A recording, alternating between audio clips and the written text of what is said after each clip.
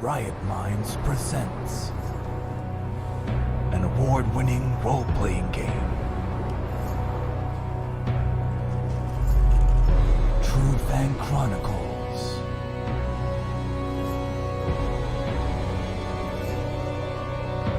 There are many tales and sagas about Trudvang.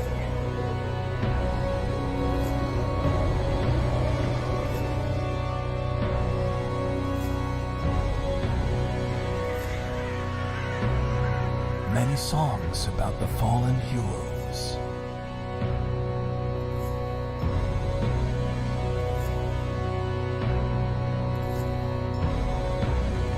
Based on the Norse and Celtic myths and legends,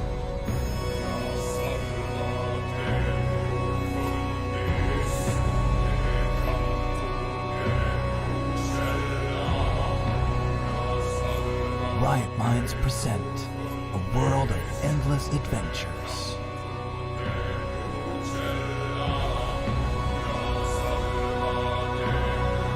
Draw your sword, call upon the gods, weave your magic.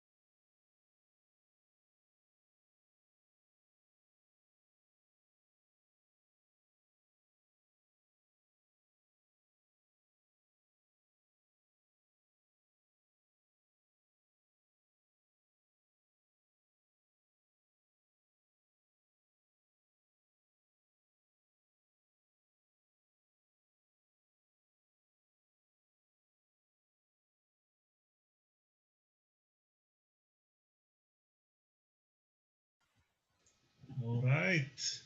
Hello, everyone. Welcome to another stream. Cool. We finally made it. So we're just waiting for some of our members, looking at Pixie, finishing breaking into his own house, and now we're ready to play. So nice having you. First off, let's just talk a little bit about what's going on. So Morten, our fifth member, has left the group permanently because of timetable scheduling problems. He just started his new job at Lego, and he can't join us anymore because he works weekends now.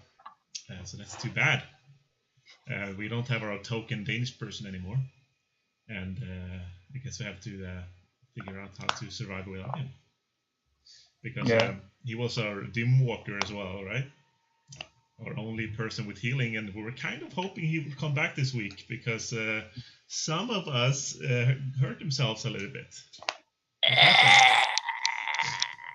Somebody got surprise attacked during the night and got 21 damage. I will remember. Yeah, 21 out of 28. Right. And in this game, that is not really so nice because it's difficult to get your HP back if you don't have a dim walker. Since you, as a base, get like 1 HP or BP, as it's called in this game, back per night, 8 hours of sleep. So that's like a month of sleeping, or almost. 2 months, because my character has so low constitution that he only heals like once every 2 nights. He's like a half or something for. Oh, that's crazy. Yeah, it's I don't think natural healing 1 per 2 days. So yeah, he would have been at bed rest for 1.5 months probably. So what's going on now? I mean, yeah, now we don't have the dim walker, and we're talking a little bit in Discord about potentially adding a 5th member. So what do you guys think about it? Do you guys want to get another person in here, or do you want to figure it out in another way? I'm fine with another person. More the merrier.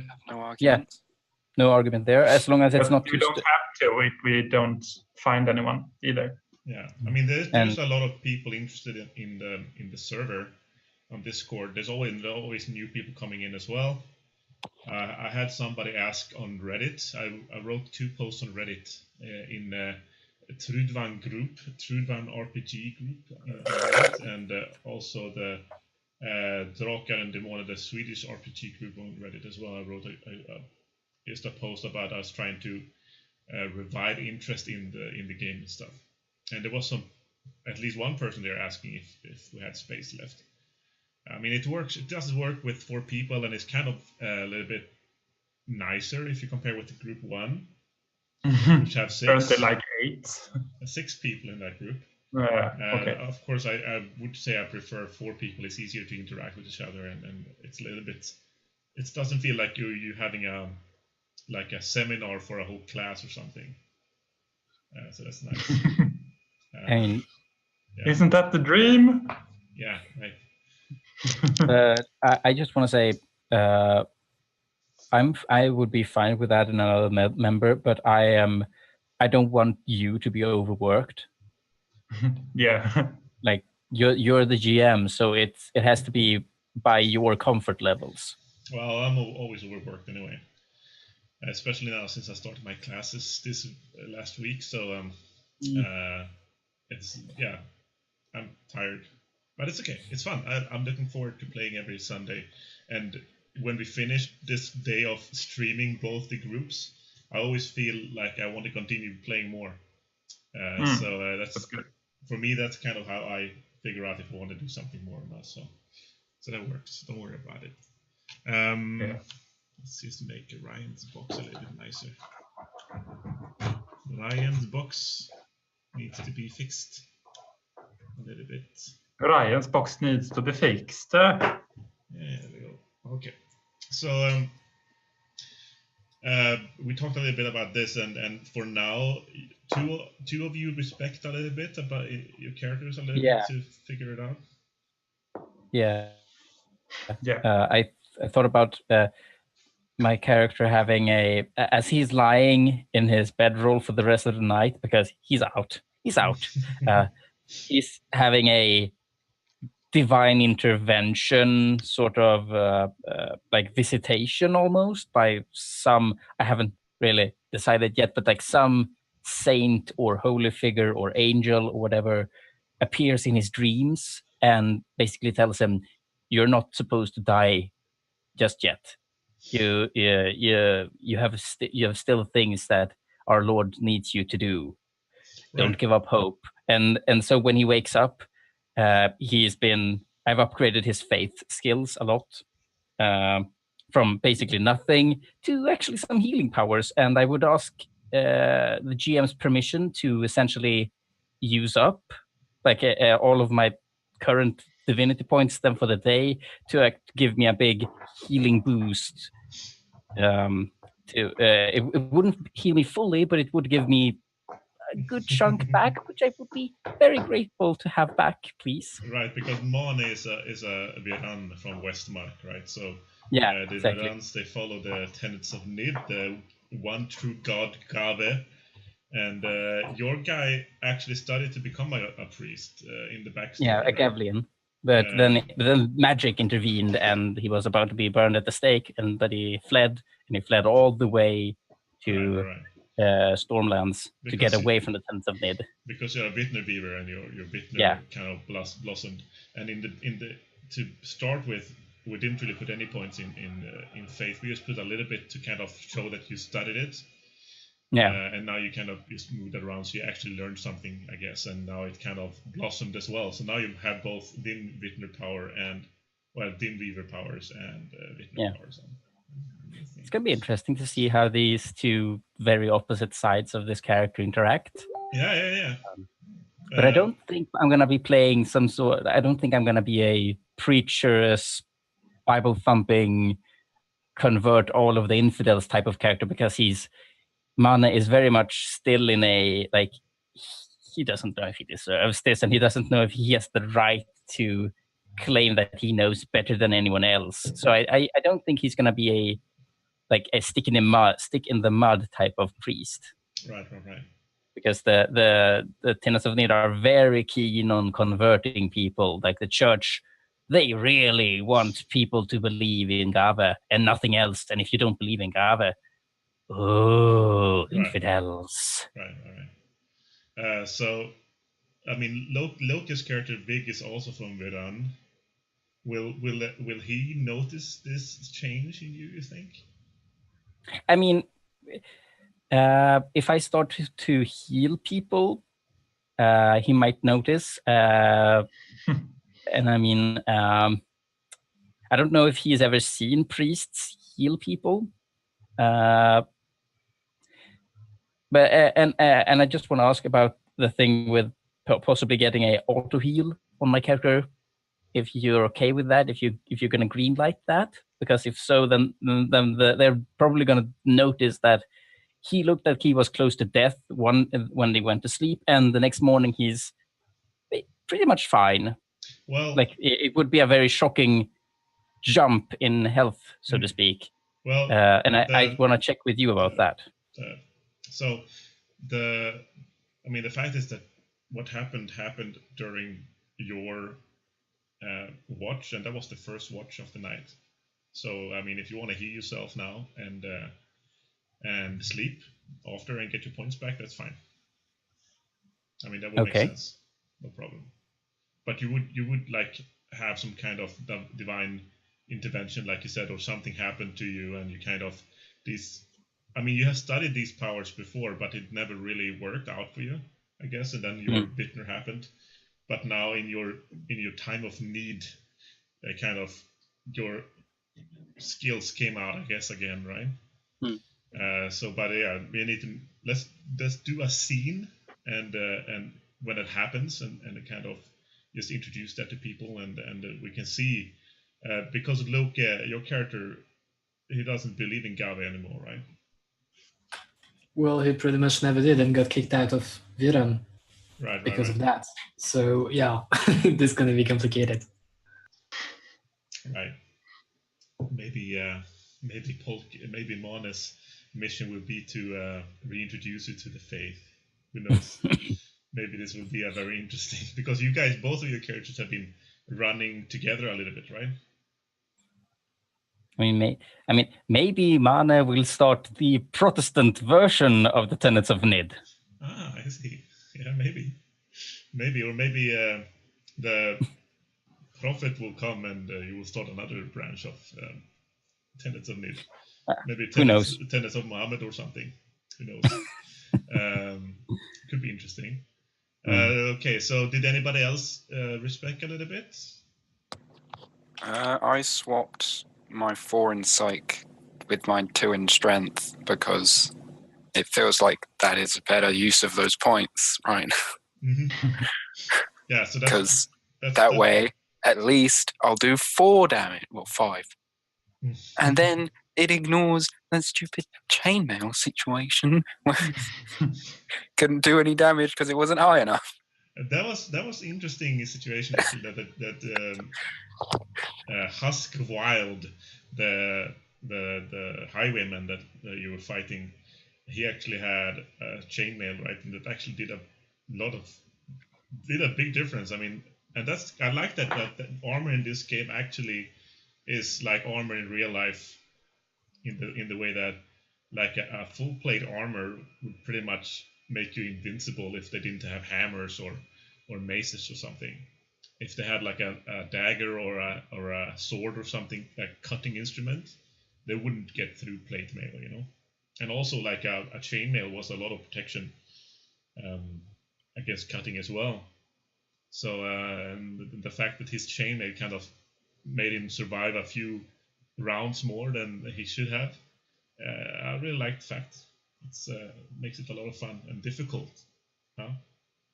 I mean, you didn't get hurt too much, you guys. I mean, it was just Mane in the surprise attack there. I mean, I lost half my health because he kept hitting me, and I kept not blocking it. Right. Yeah, and I took like 4 damage because he threw 1 punch at me and didn't stop for some reason. Right. I'm fine. Yeah, you're fine. I was standing in the corner. Yeah, you're like, I'm not doing anything. And then suddenly people's hearts start to fail, and it was very weird. Yeah. Okay, but so I let all of you respec a little bit. I was going to let you do this in the end of this adventure. I'm also going to do that for group 1. The Order of the Trolljäger, as they're called now, group 1. And because this is the first game for most of us, and we didn't really know how the characters worked or how you play the game before we started. So I would let everybody respec a little bit, but it doesn't matter if you do that now, so that's fine. So I'm gonna do it at a later date because I need to move the magic points around. Sure. So I can actually cast with more than a 75% shots. Yeah. Yeah. And thank you for the follow, Greken, by the way. We got a new follower. Nice. Cool. So let's just go through. We talked a little bit about Mane and Vig here, but let's just go through Korbli and Bodgeir as well here. So who is Korbli, Pixie? Korbli is a horrible. No, he's a sweet old man. He's not old. He's not sweet, but he's a man. Is he? He's an elf. No, maybe no. I think so. Yeah. He's a Korpikalli. That's like an elf from the woods, and he's a magician. And like Polka, he has access to the darkest magic, like the darkest Vitner, the undead, the controlling ones. Right, and you have a little bit of spells about undead stuff and stuff like that, right? I'm sorry? Do you have like animate dead and this kind of spells? Or? Yeah, I can animate dead if I want to. Yeah. Well, you almost had to animate Mane there for a while. Yeah, it would be great. We would have fifth person, and he would be better than all of us. He would be so good. He would have like 70 hit points. So, did you finish your background story? I never wrote it down, but it's finished up here. Okay, because I have this paper where I write down stuff about you, and you see that's Korbli there. I wrote exiled. That's all I have been writing about you. So, I don't really know much about your character yet. So like I'm a 22-year-old elf, so it haven't done much. Pretty much you stopped using diapers like a minute ago. Yeah. But I got exiled. I had a problem living in the woods on my own. And I got taken care of by this family, who then helped with the harvest. Okay, great. So that's how you came to the stuff. Yeah. Okay. Well, you're welcome to write it down in the character sheet, and I will copy it down I will. on paper and add some plot points and stuff. Yeah, it just leaves my mind every time. Yeah, it's okay. It happens. Okay, and then we have Bodgeir. He's a traveling blacksmith, goes town to town wandering. He sells his own services. Sometimes he sells certain goods if he still has some. Typically not, because he just repairs stuff mostly.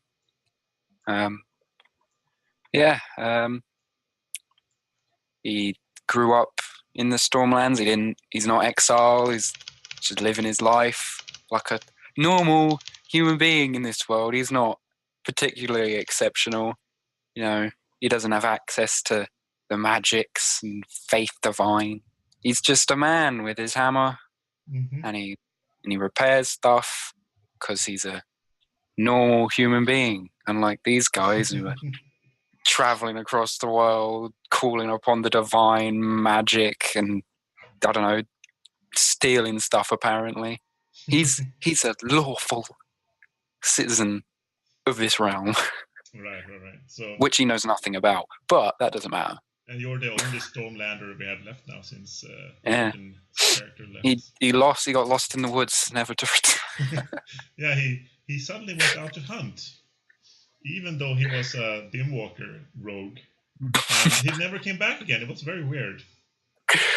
It's because he was a Dimwalker rogue.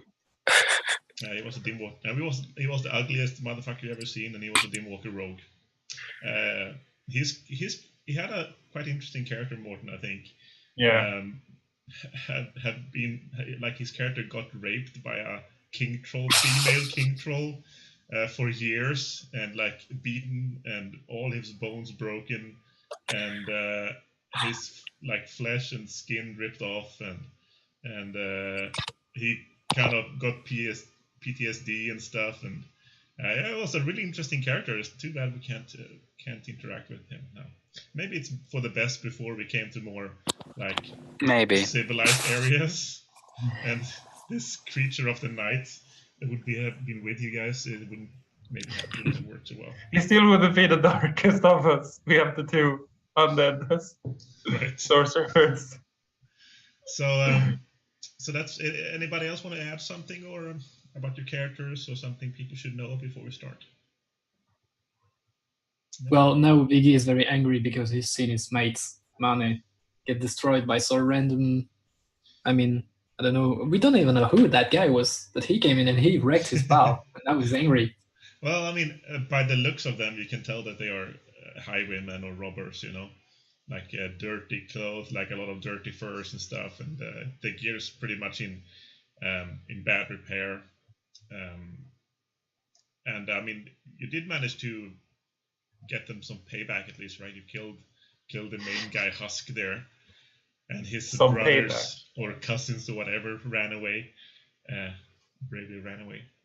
So that's good at least. So you just started, you just finished the fight in the cave. Mane fucked up his watch and rolled an 11, I think, on the random encounter die, right? Mm-hmm. Yeah. Not as bad as it could have been, but still. Yeah, that's true. That's true enough. That's sort of Mane's style. Like, it's not as bad as it could have been. Mm-hmm. So you're kind of all just catching your breath after the intensive fight that you just finished. The last of the cousins or brothers or whatever ran into the woods, and you found a little bit of gear. You found a chainmail. Who took the chainmail? Did anybody take it? I think I did, or the dwarf did. No, I did. It's here. I don't think we have a dwarf. I have the chainmail, and I'm gonna put it on. Yeah, okay. So don't forget to change the initiative modifier on the first page. Yeah, okay. When you do that. And there was some other gear as well, right? I'm hoping you put it down on your paper or your sheet. If you didn't... There was a weapon, right? Two-handed weapon. No, not two-handed. He used a shield. There was a one-handed heavy weapon. Right. It was a Voltaraxi or whatever. Yeah, Viltu. I've got that down. Right. And that, I think, you found a little bit of money on him as well, right? Yeah, we all put it in our things, mainly copper. Right. Couple silvers, I think. At least it covered the cost of the stuff that one of them stole from the wagon. Pretty much. I guess you have to decide later if you actually mention this to Magne when you arrive. You're just recuperating from after the battle. I mean, Mane looks pretty beat up. He's bleeding, and does anybody else have first aid or anything like that? Maybe you want to do some work on Mane. Well, I don't have first aid, but I'm gonna run to him and throw myself on the ground and say, Mane, are you alive, pal? I think I could do better, but oh God! And he's gonna lift up his hand from where he's holding it over.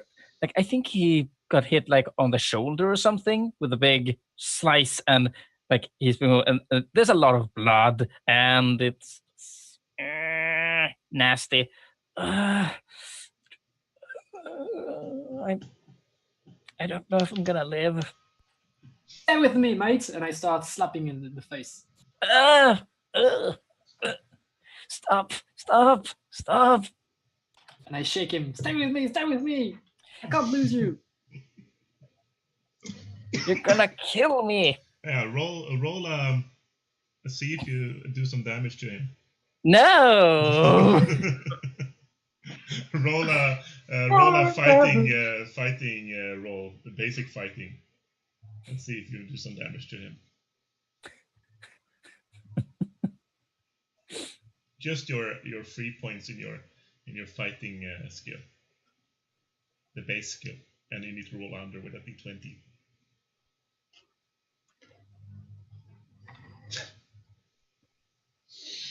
Really, our first roll is that.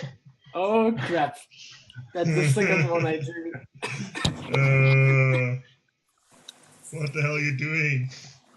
That's not supposed to happen. GM, do you want to kill me? I'm panicking. So, luckily, just unarmed damage isn't too bad. Right, it's a D5. That's an It's automatic a D5, I think. So 2d5s damage. 2d5 damage.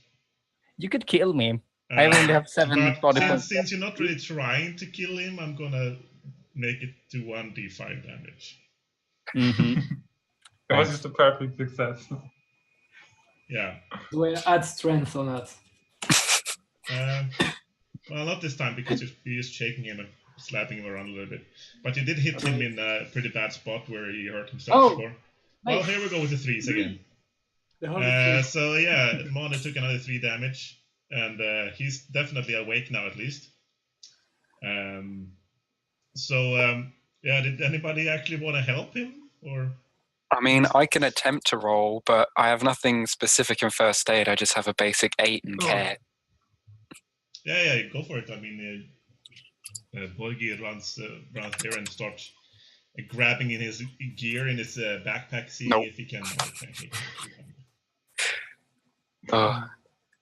You kind of put up on some basic bandages, but it just doesn't really do much. Just kind of stops the bleeding for now. But he does definitely need some more care to recover. Could probably do a splinter, not this. Did the Korbli have some skill as well, or?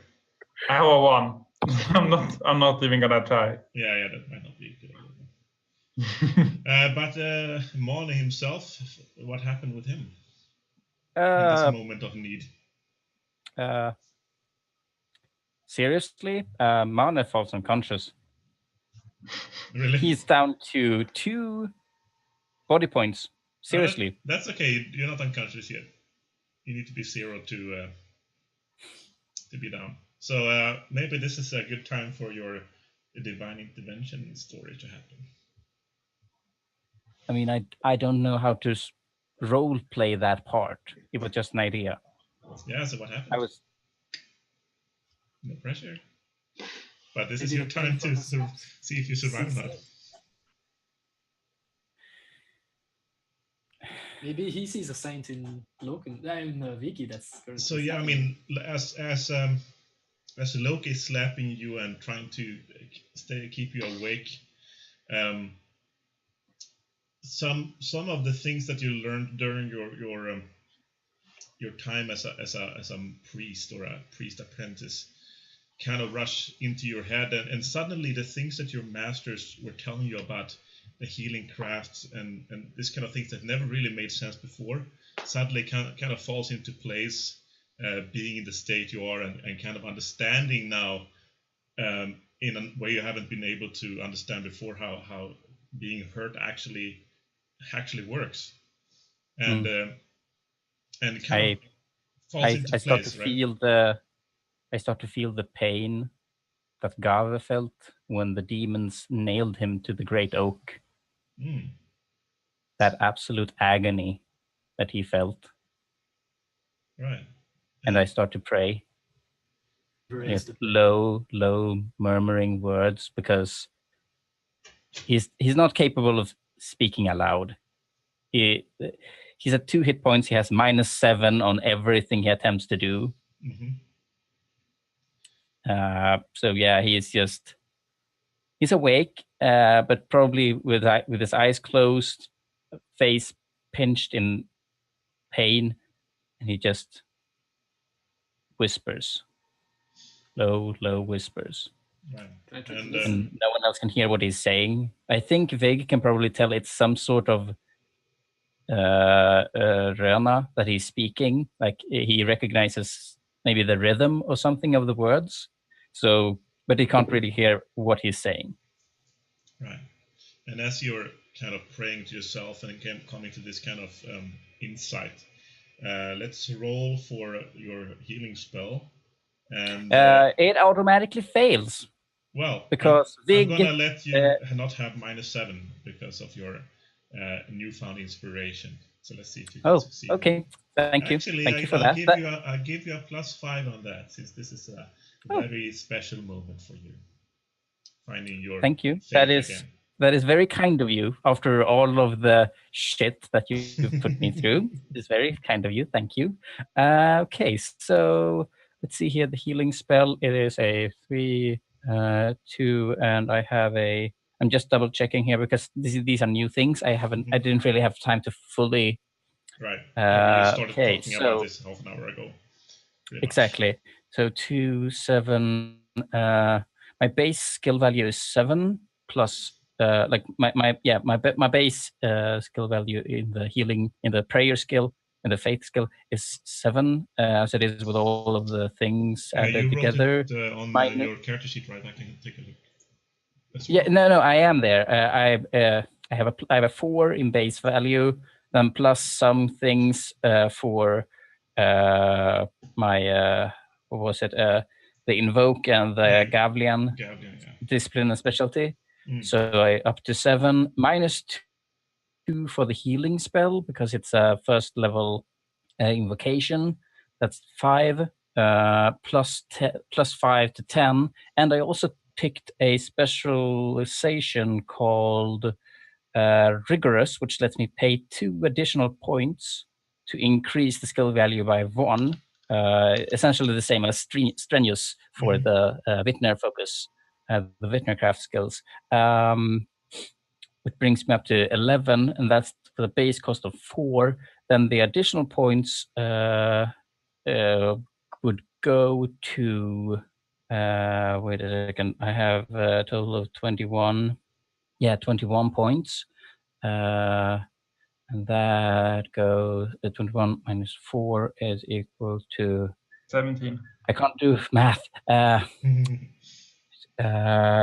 17, I think. Yeah, 17. 17 points. Half that by that's 17, 16, 8. Okay, 8 points. Math. Yeah, math. Welcome to Trudvang Chronicle, the math simulator. You know all the math, man. Good. Then that means okay. So I'm just gonna roll and see a DC of 8, 3. Yes. Okay. So. So it was like 13. And you're adding all of your points as levels of powers and stuff, right? Exactly, to really heal myself here. Right. And that should be then less than 11. And now I get a natural 20. I just know I do. I know I do. Just no success. So nothing fucking happens. Don't you worry, there's always tomorrow. With -7. Thank you for this opportunity.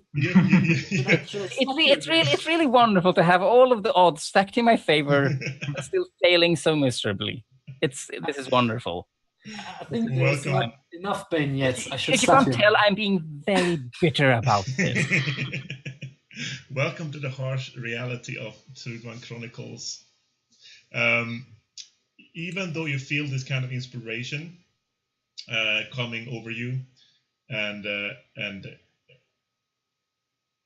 you do feel the presence of Gave, even though you fail. You do get a little bit of health back from it. You get maybe let's see here, this one 1d10 health back. You get 6 health back. So you get 6 BP back, just because of this kind of monumental moment that you have with your newfound religion. And but you didn't really manage to push through the whale, so to say, and grab those extra points of power there. But you feel like at least now Gov is on your side. And you have a newfound hope for the future that you didn't have before, and you feel closer to your home and your country again, even though you're now on the other side of the world, way far in the east, in a very dire situation. But so for the rest of you kind of just like Polka said, you kind of just hear Mane kind of mumbles to himself. If you know Rona, you kind of realize that he is talking in Rona, but you can't really distinguish what he says. And he starts shaking a little bit, and then he seems to be calming down and falling into a kind of restless slumber. So what are you guys doing? He's not lying on his bedroll or anything. He's just lying on the floor at this point. We need to move him. If he falls asleep, I will carry him to what we have as a bed. I don't know if that's like bedroll, something like that. Yeah. And I will take him in and sit by him and watch the other with a very angry look. So when you sit with him, you do feel like something has changed with him. When you look at him, when you kind of carry him and take care of him, there is like something that's changed with him, and you can't really put your finger on it, since religion and stuff is not really your strong suit. But there's definitely something that changed inside of him at this point. Okay, so Mane is sleeping in his bed, and the night continues without any further incident. You all get to go through your watches without any problems, and you get a good night's sleep. And you can also add your body points that you get back, depending on your constitution now. Pretty sure we just one. Woo, I get hold 2. Oh, that's pretty good, actually. Just one. Oh, wait, that was knife damage. I forgot. yeah, the corner stander himself. Yep. So and Mane, of course, and also gets some BP back, I guess. Nope. Oh, he requires 2 days of sleep. 2 days of bed rest and nothing else. Right, we talked about this. Wild guess, can I do anything thanks to my survival skills? Like patch him up very basically. I don't know, it's just wild guess. He got a little bit of a basic patch up from Ryan, so he's not bleeding at least, but survival doesn't really help you out in this situation. It's mostly for how to find like shelter and food and stuff in the wild. I have botany. Maybe I could ease his pain. I mean, by feeding him poisonous mushrooms or something. you can find herbs and stuff. If you want to spend some time trying to find some herbs, you can do that. Yeah. We'll discuss it in the morning, I guess. And now it's morning. It's early morning, and you kind of look over Mane again, and he seems a little bit better, but still quite hurt. Does Mane wake up at this point, Polka, and want to heal himself again, perhaps? He wakes up as people are looking at him, and he... What? What are you guys looking at? I cradle him in my arms and I say, Mane, you were gone. You were gone. I saw you. I was gone? Yeah, you nearly died from that fucking bandit with his axe. That was crazy. And he looks around, and it's like, I assume they've dragged out the body or whatever. I never said that you did, so it's actually starting to smell a little bit in the cave here. You kind of all just were so exhausted after the battle and taking care of Mane that you just kind of fell asleep in your bedrolls pretty much after. And the now rotting corpse of Husk Wilde is still in the middle of the cave. little bit more naked now, though, since he took all his gear and stuff. You killed him. And you... Killed him, Mane. What? I killed him for you, Mane. Thank you, Vig. I don't think I would have been alive if it wasn't for you. Or the rest of you. Thank you. Thank you. You're welcome, Korbli says from the corner. As you guys remember, and Mane gives Korbli a knowing look, like, oh yeah, and nods. So, Bodgeir and Vig, since you're not Vitner viewers, did you find it strange when the siblings all kind of got hurt around the chest area, all at the same time, over and over again, or how did you react to this? Well, my character isn't very smart, and he was busy stabbing the crap out of that chainmail guy, so I think not. Kind of just figured it was a good happy coincidence, I guess. Well, weird stuff happens. I want money. I mean, I get used to that. They must have eaten something bad. Yeah. I'm not very experienced in this. I'm not even sure if I know it exists. Yeah. Like, I've never seen it, so I can't possibly determine that they're doing it. Right. I mean, yeah, that of course, definitely. I mean, that's not a very common occurrence, especially in the Stormlands, where magicians are kind of looked down upon.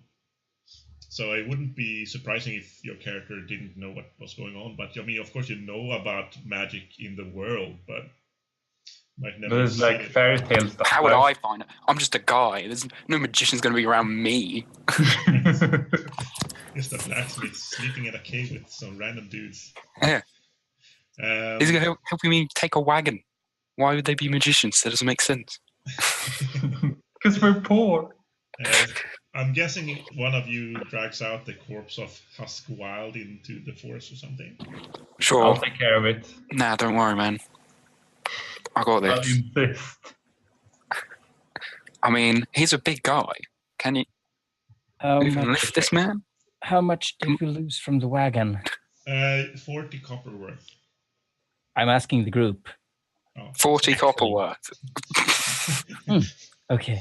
But we found more than 40 copper in his pocket, so it's fine. Yeah, I subtracted this amount from what we took from the bandits, I think. Yeah. Oh, that's good. That's good, at least. I mean, then that means that It's all fine. Yeah. Don't you worry about it. Okay. I'm not cut out for this kind of work. I grew up in a monastery. And I don't know what a monastery is. I've never seen one. No, I was gonna say the same thing. I've lived. What is this word? What is that? What's that? Like, wait, do you ask? Yeah. Yeah. It's a place of worship in Westmark, where I'm from. A holy site. Yeah. No, wait, my people don't even have religion. That's right. You mean like a sacrifice grounds? I mean, we don't sacrifice. We pray there and offer our thanks to our God. That seems dumb. Is Sorry, Bodgeir I mean, very religious, or does he follow the not really. religion? I mean, he kind of knows about it, and I mean, I imagine if he was about to die, he'd probably think about them. Yeah, but that's about it, really. He doesn't really think about them in daily life. Right. Yeah. So it's kind of a new concept, especially the tenets of mid cloisters and churches. Praying. Yeah. You mean killing animals? Yeah. So I guess Mane wants to try another healing, right? Yes, please. But I don't think it's going to go any much better than the last time, unless you give me major bonuses on this roll as well. You're still inspired from last night. Oh, thank you. Thank you. That's very nice of you. So that still means that I'm at a -3 for the wound instead of -7. And wait, I have to back calculate everything here. And let's roll under 11 again. No, I mean because 11. That was. It's 7, exactly the same situation as last night. No, because I was more wounded last night than I we ignored the wounds last night because you were inspired. Okay. So yeah. Okay. 11. Yeah. Fair enough. Oh, look at that! You did it. So what happens when you do this? You kind of pray to yourself as you wake up, and yeah. So Mane asks Vig to help him up, essentially, and then he walks outside and steps out to the side of the cave, and he looks through the branches of the forest, and he sees the sun coming up, and he feels the rays of the sun on his face, and he feels like, I wasn't sure I was gonna see another sunrise, but it's beautiful. The world is truly worth living for. And he goes to his knees, he clasps his hands, bows his head, and starts praying. And this time, Vig can definitely hear it's a prayer in Röna. Okay, so Vig says, "Oh fuck, no, not that." And yeah, so he's gonna be healing. That is 3 for the basic effect plus, and that was a total of 8. I remember from last time. Yeah, 3, 8, 11 points. It's not. You don't roll a die or anything like that. No, nothing. The spell's effect is that for each minute that I continue to pray, I will heal 1 body point. Okay. Or I could heal another person for each minute I continue to pray, and the prayer has a duration of 3 minutes, basic. And for 2 divinity points, I can increase it by 1. And as I do, and I calculated it beforehand, I have a total of +8 extra minutes of power levels. Okay, so that you is spend 11 minutes praying, pretty much. Exactly. Damn. Beats 24 hours for 2. Exactly.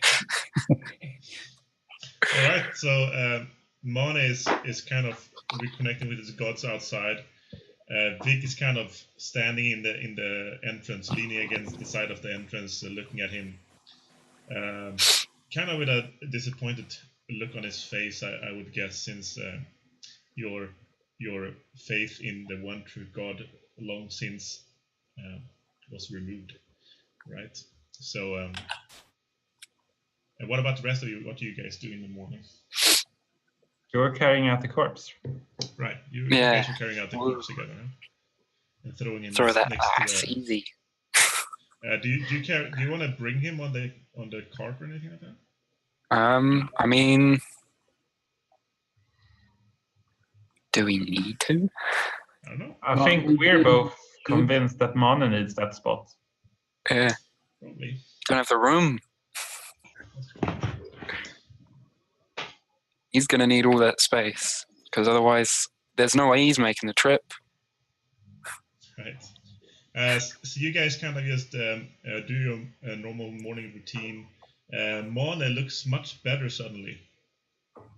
And yeah, when he's finished praying, he gets up back to his feet and I'm feeling better. You need me to change your bandages, mate? Maybe.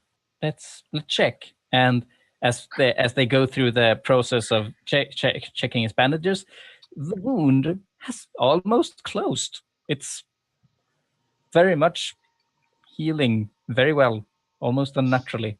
And you kind of surprised yourself because you didn't really realize what you were doing as you prayed.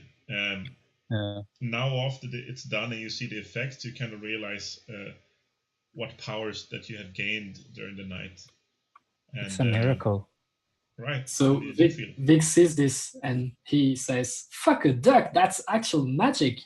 I knew you were a weird one."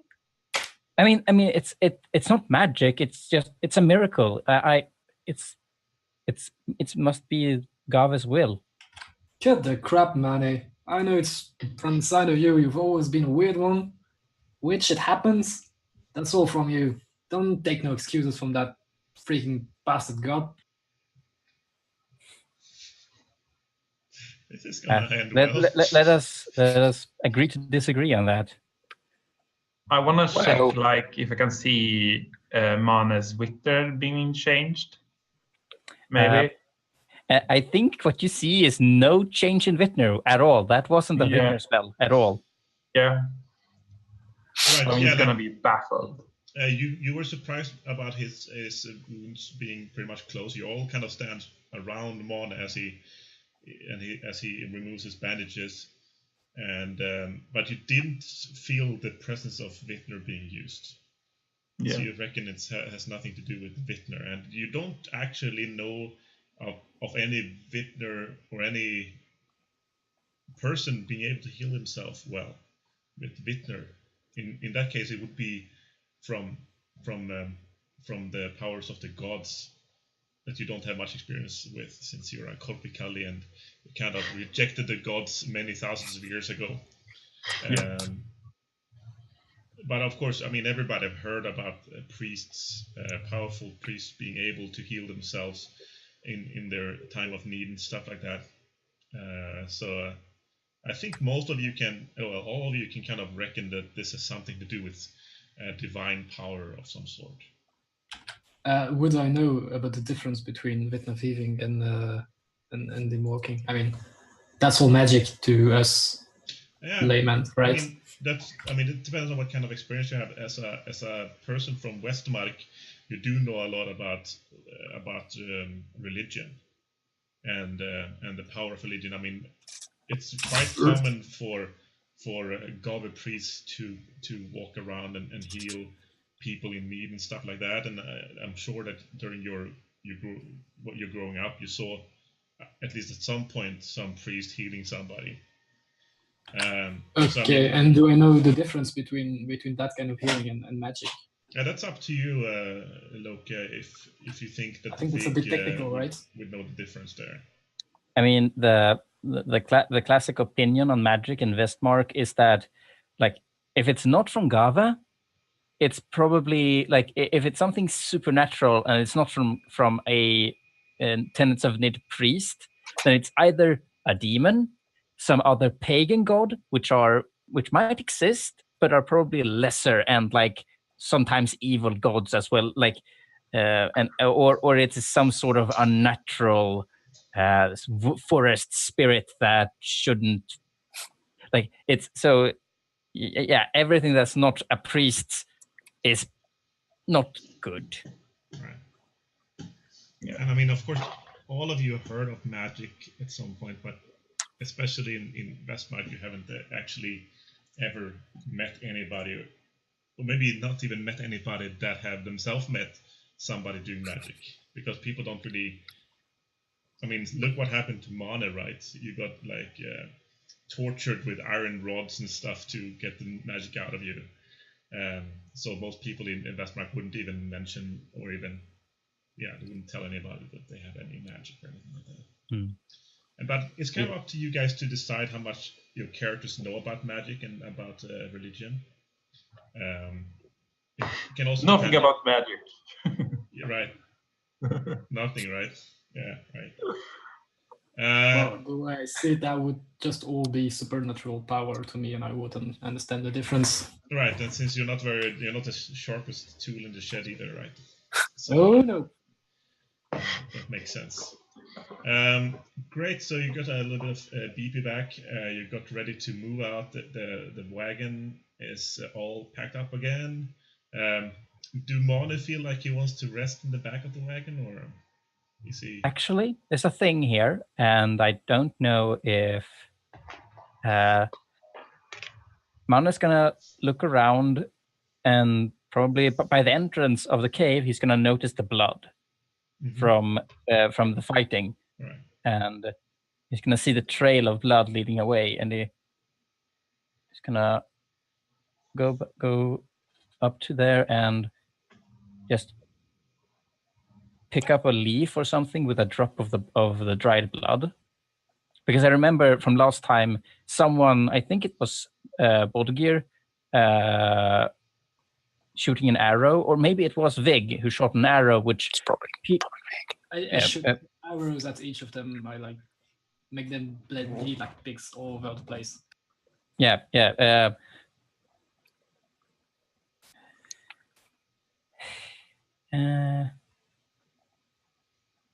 So what are you gonna do with Did that?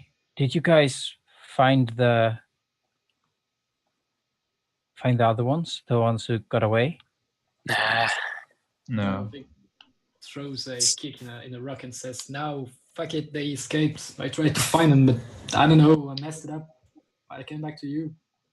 Oh, well, I know a thing or two about tracking. Not a lot, but I mean, if we wanted to, I could give it a try and see if we can find them. And I mean, then we'd have to leave the wagon.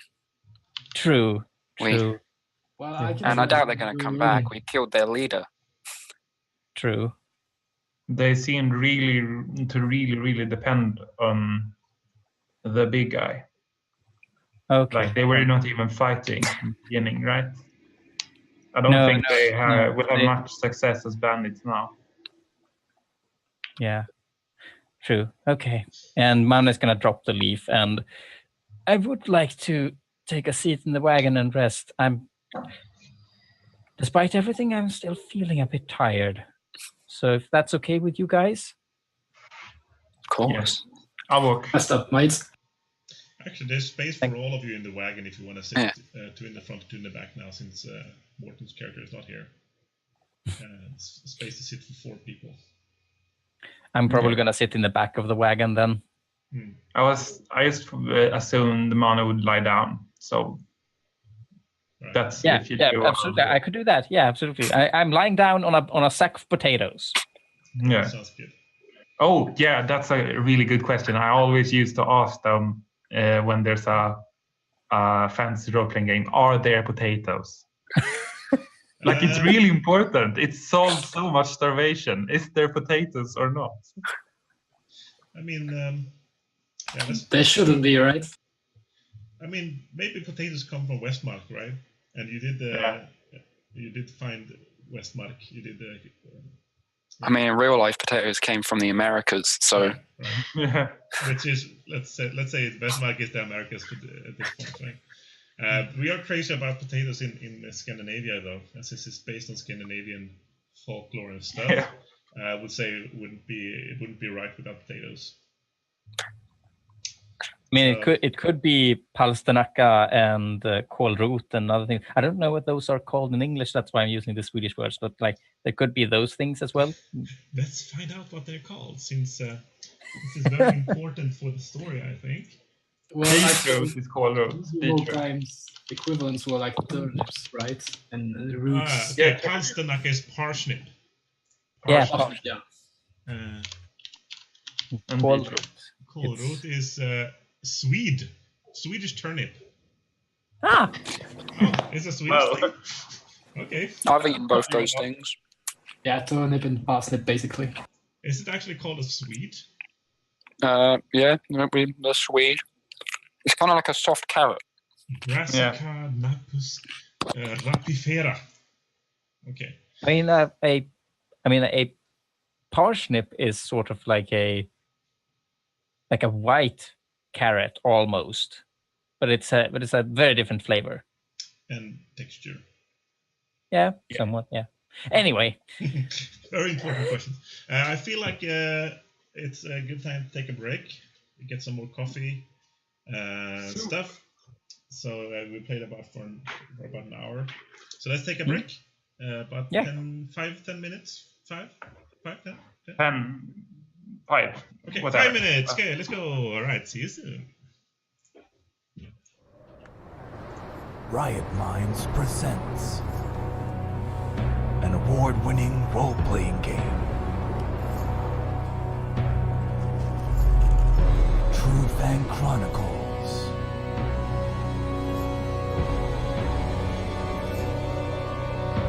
There are many tales and sagas about Trudvang.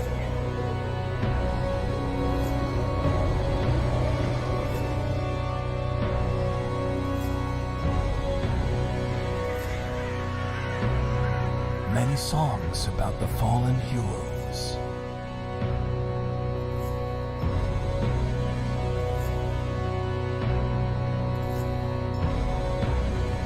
Based on the Norse and Celtic myths and legends,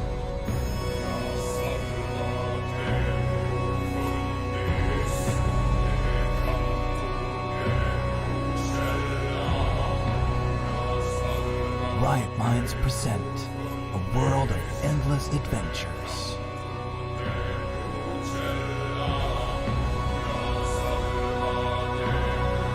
Draw your sword, call upon the gods, weave your magic.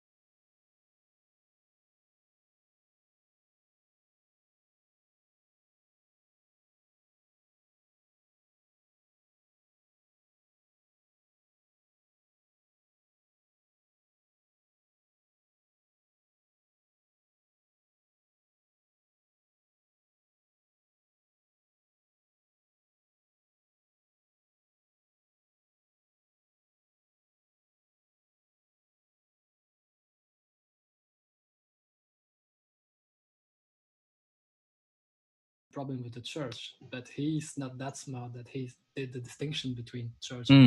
True.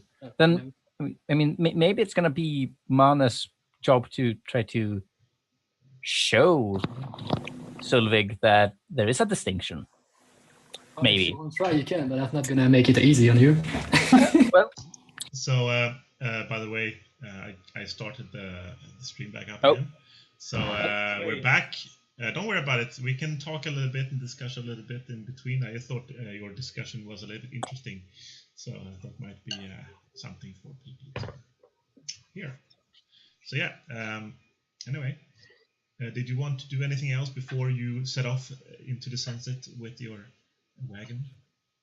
Nothing really. Maybe I'm gonna be. I mean, if Korbli joins me in the back of the wagon, then I'm probably gonna want to talk to him. Mm-hmm. Then we'll do that. I guess we're sitting at the front. So, the second day, as the day goes by, I will let you have a scene and talk a little bit. But the forest starts to grow a little bit thinner on the east side of the road, and at this point, you're kind of following the road across rolling hills, kind of disconnecting yourself from the forest, going into the fields instead. And you start to see a lot of like pillars of smoke and stuff in the distance from other farms and stuff, and smaller roads kind of branch off the main road that you're following towards the Barefield farm. At this point, this is the 10th day of September. So, as a little bit of a drizzle starts falling down in the morning on this day.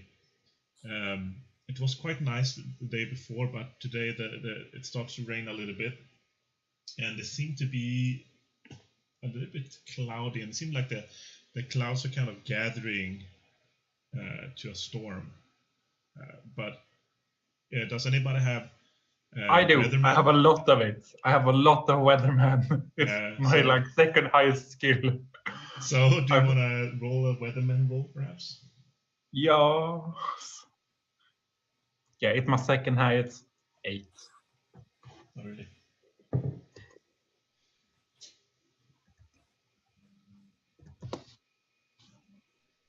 No. Well, I mean, all of you can notice that it's kind of gathering up to some kind of rain at least.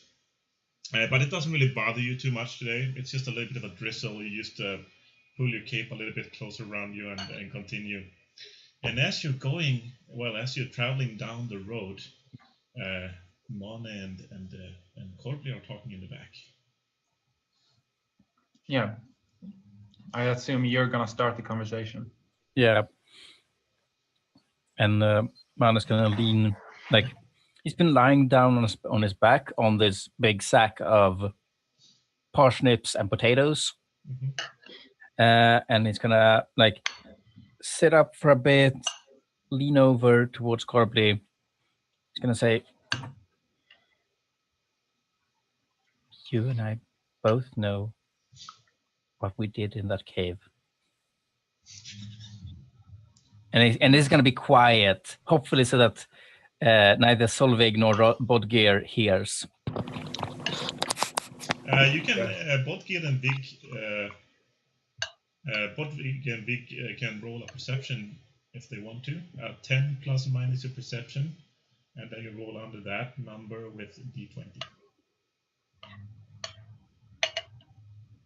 Nope. What about Vig?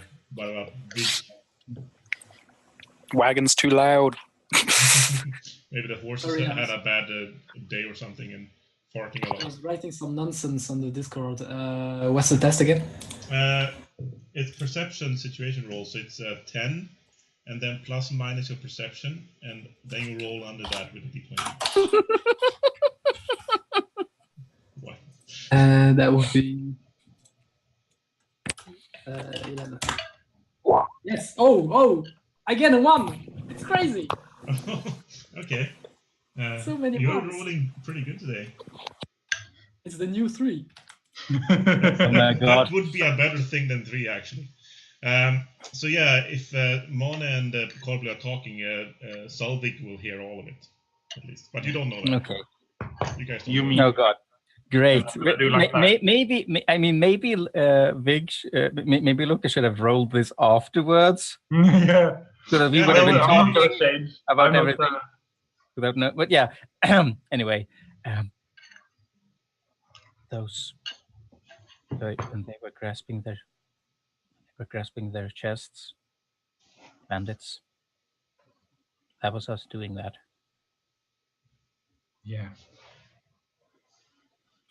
I'm not keen on the others finding out. Neither am I. That's not. I'm glad we have that understanding at least. Can I ask you a question? Yes, go on. Have you done the other one ever? You mean The one where people die? no? I've never done that. Have you? Once. Oh my God.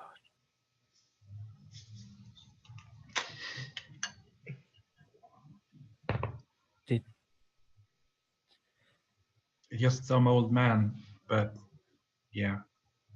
They figured out it was me. Oh. And you were hunted too?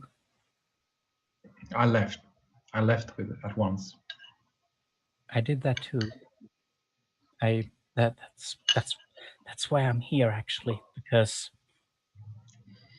where I'm from, it's not allowed at all.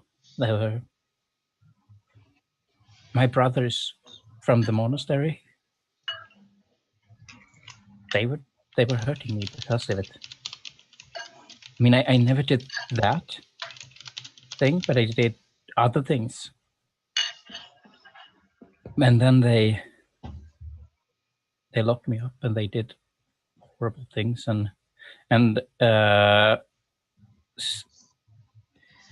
yeah, Mane is gonna like pull up his shirt or whatever, like on his arm, and show the scars on his forearm. Just like a couple here and there, and they don't look pretty. They're pretty nasty looking. Because they're not scars made with a knife or something. No, this was a hook or something set in the skin and dragged open, so that it's nasty and jagged and. So yeah. Korbli is like, he's 22. He's very short. He's like 160 in meters, and has a slight mustache. And at this moment, he's just gonna hug you.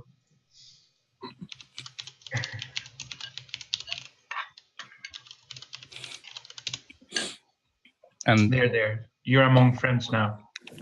Yeah, guys, preserve the warmth back there. It's getting cold. Do you say that seriously? Well, I mean, it's raining. Yeah. And like after a brief like pat, like he's gonna be pulling away and like, okay. Yeah. Yeah, good one. So That was better than expected. yeah, finally Korbli and Mane came out of the closet to each other, and and that's great. Though Vig heard most of this, at least enough to kind of. Well, it depends on does Vig really understand what they're talking about? That's the question. Well, from what they said, I mean, it was quite open to interpretation, if you allow me saying so. So I guess you would expect that they talk about the weird stuff that he does, so his idea, his understanding is that they're talking about magic, and they're just like exchanging magic experiences, so he would like nod his head to say, I knew it! I knew it! Are you gonna say that? No, he mutters it under his breath. Right. So, Bodgeir also hears Vig mutter something under his breath here. So you hear Who are you him say, talking to, man? yeah, so does Vig say this in Rona or in Brock?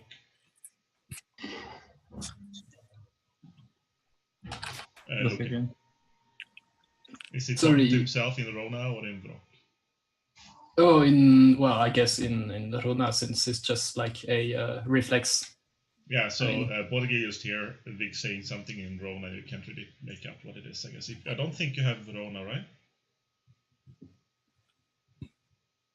Ryan? I only got the one. Yeah. I only got Rock. Yeah, so you don't understand what he's saying, but he's talking to himself. So yeah. Do you guys talk about something in the front or? Yes, so I mean, I let a few minutes pass in case the two magicians at the back want to talk again, and if they don't, I nudge the blacksmith and I tell him, "Hey, blacksmith, I will need a weapon from you."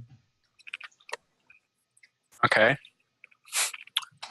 I mean, you see that big ass bandit, the chainmail?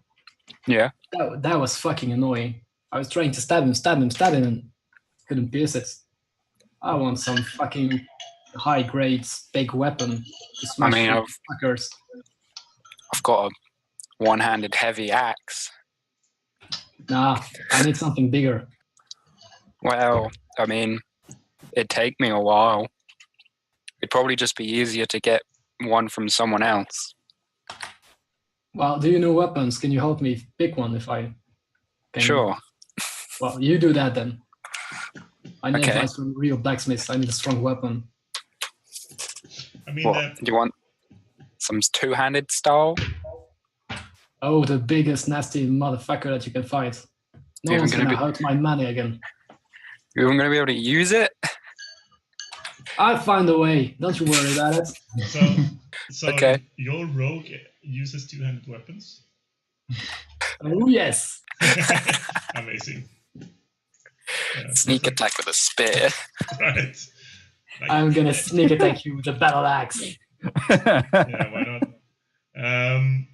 I mean, of course, Bodgeir knows that he wouldn't be able to make anything on the road at any point. He needs a forge and I need proper if maybe there's actual stuff at the farm we're going to, but probably not. Maybe. I don't know. Never been. Right.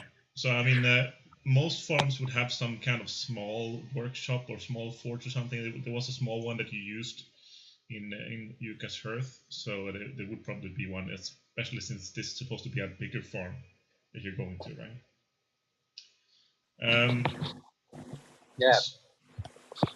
Do you guys talk about something else on the road, or? I think I'll tell a story if no one else has anything meaningful to contribute to the conversation. When it gets like when the rain is pelting down, our moods are getting slightly sour. Story time. Sure. You want me to roll for it or me? Yeah, you can roll for it if you want.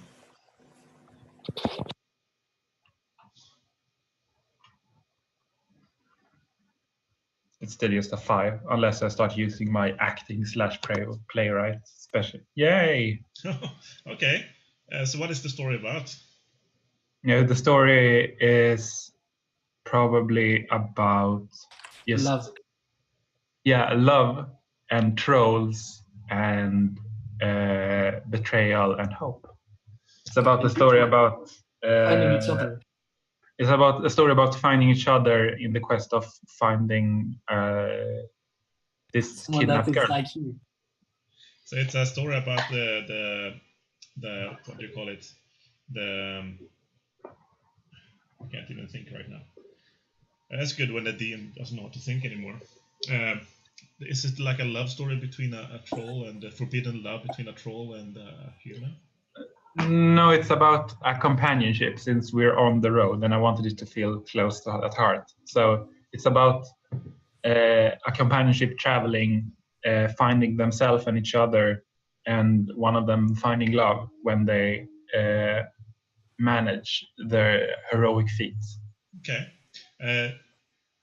So Korbli tells a very compelling story, and you all listen carefully, and you feel like you kind of learned something from this, about being a group and working together, and like doing what you need to do to survive, and winning against all odds, especially since what happened to Mane and everything the day before. It really resonates with your hearts. So I'm gonna let you have a +1 for the rest of the day on everything you want to do, all of you. Oh, Nice. A little bit of inspiration there. Woo, that gets rid of my -1 from being injured. Yeah. So the day is quite. I mean, it's raining, so it's not the most comfortable ride, but it's quite easy day's ride. And like I said, the forest are thinning out. There's just a little bit of like groupings of trees and stuff at this point, and you kind of follow this twisting road across the rolling hills. Still around you, the most of the fields around here are either unused or full of this kind of black heather. It's a kind of grass. So in the evening, it's starting to get dark, but you know that you should be about ready to arrive to Barefield, and as you turn around one last corner, you see it in front of you. So Barefield, you see a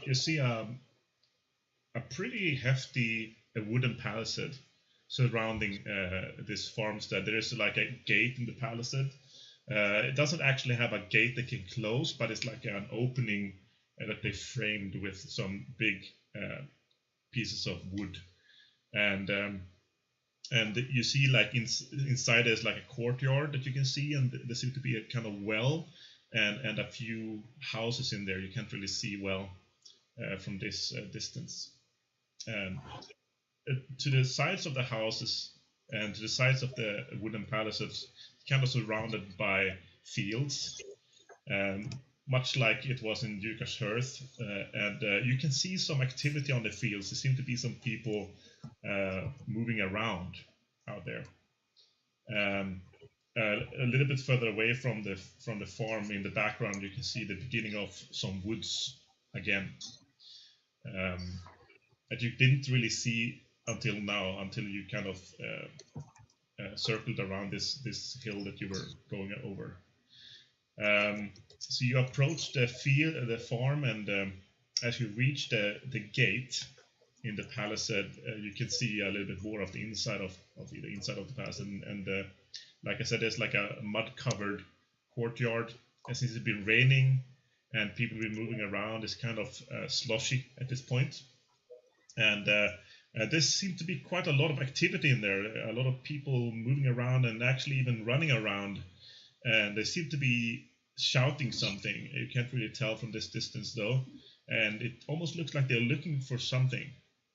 As you approach the gate, a dirty looking, what you consider must be a thrall, approaches to you guys. He's very thin, maybe around your age.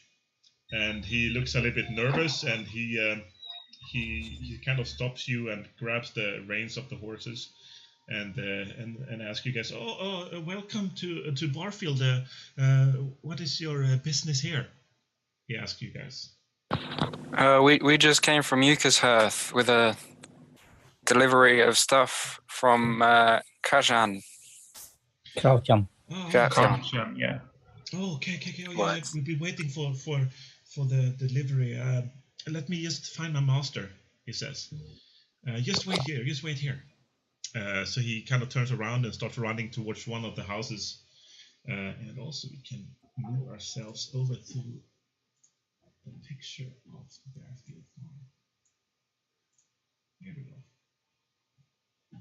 I made a beautiful picture. Okay, that was a little bit too much.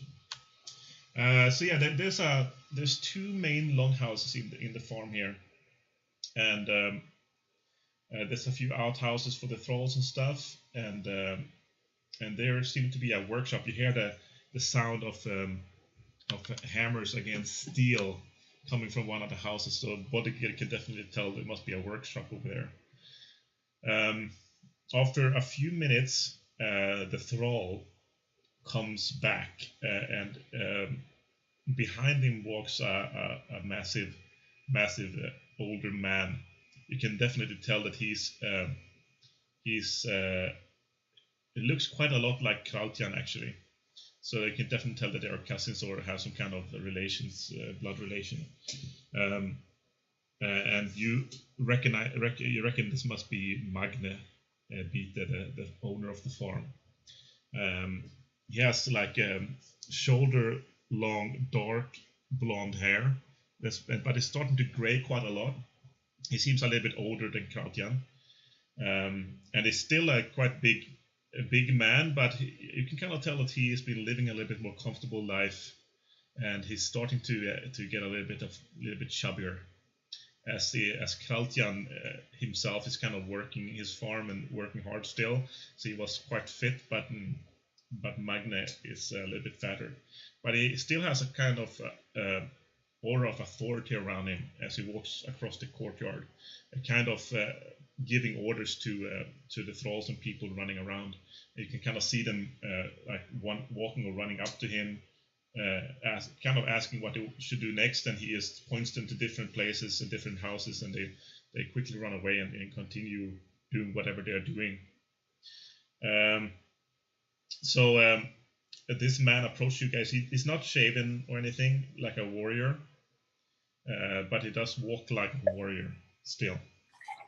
And he's holding in his hand, a massive two-handed sword. And it seemed to be really nice quality one. Bodgeir can tell that this is not human-made. This must be a dwarven-made sword. And there's something written on the side of it, on the blade, with a very beautifully carved into the metal. Does anybody read Futhark? Nope. Nope, not naturally. Yeah. So Futhark is the dwarven language. It says something in Futhark on the side. And it almost looks like he's ready to fight this guy. He seemed to be quite stressed, and he has kind of a look of despair and stress on his face as he approached you guys. And he says, "Oh, you must be the guys coming from my cousin. Welcome to Barefield. I wish you could have come under different circumstances. Who are you guys?" So I dropped down for the wagon and I clasped him in the wire clasp. I guess we have one. Mm-hmm. And I say, I am Figgy. We have been sent by your cousin to bring these. I don't know what's in the wagon actually. These goods to you. Here I am. I'm. Yes. Yeah. Go ahead. Okay. So we worked with your cousin in the fields, and he asked us to come to you and protect his wagon. So we are now at your service, I guess. Okay, and as he kind of, it doesn't seem to be paying much attention to what you're saying, and kind of as you're about to finish your sentence, he said, "Oh, by the black mail of Stormy, those stinking trolls took my daughter." And he seemed to kind of be out of himself, and he says, "What do I care about mere goods at this moment?" Okay, so I look at him and I say, "What, your daughter? Where is the scoundrel?" So he tells you guys that his daughter Sola is missing.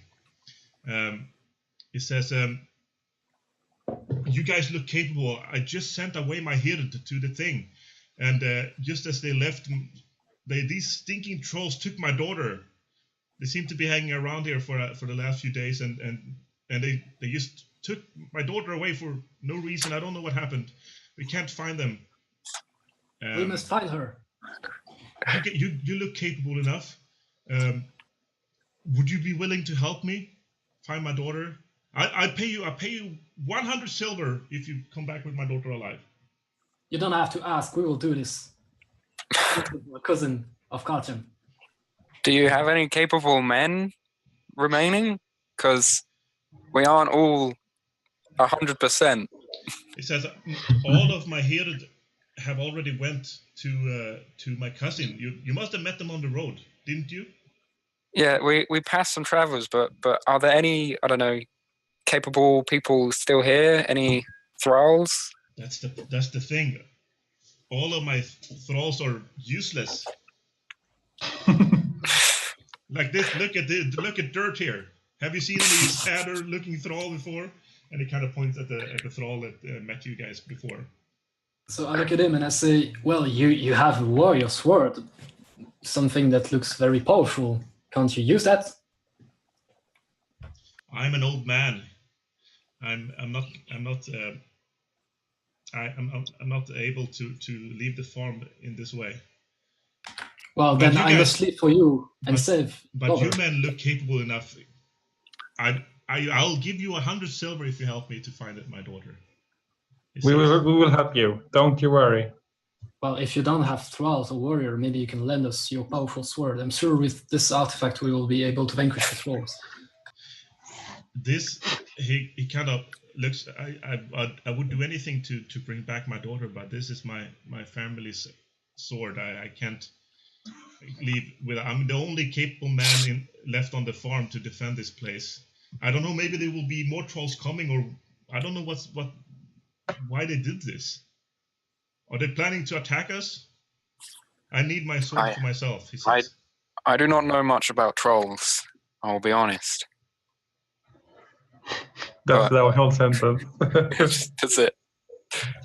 Okay, so as I understand that he's not gonna leave his sword to me, No. I go around the farm and I start looking for prints What? to try and understand what happened. Because I mean, these are trolls, right? They must leave big prints that we can follow, right? Before you leave his side, he says, the only thing we've been able to find are these, he says, and he holds up his hand, and in his hand he has like there seems to be like a few glass beads that are strung on a string of sinew, like a dried sinew, and like if you know anything about trolls, this is kind of common trinkets that trolls like to have. They like this kind of little bit sparkly trinkets and stuff. And it says, I found this by the dung pile. And it seemed like they've been living there. The damn trolls. Been living in the dung pile. Damn dirty animals, he says. The last time he said that the last time we saw my daughter was in the meadow. She loves going there picking flowers. She does it almost every day. I never thought it would actually be dangerous. There's usually no trolls in this area, he says, and he kind of points towards the beginning of the forest behind the farm. My thralls are down there right now trying to find some kind of signs of where they went, but they are all useless, he says. Yeah.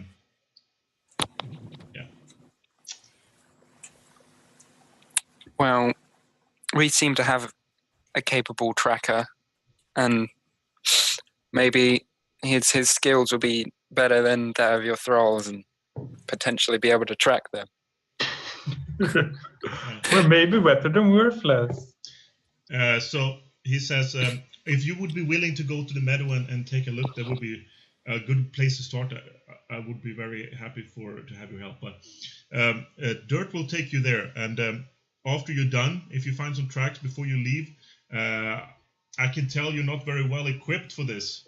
He kind of looks at your meager equipment. Yeah, that is true. I do have some.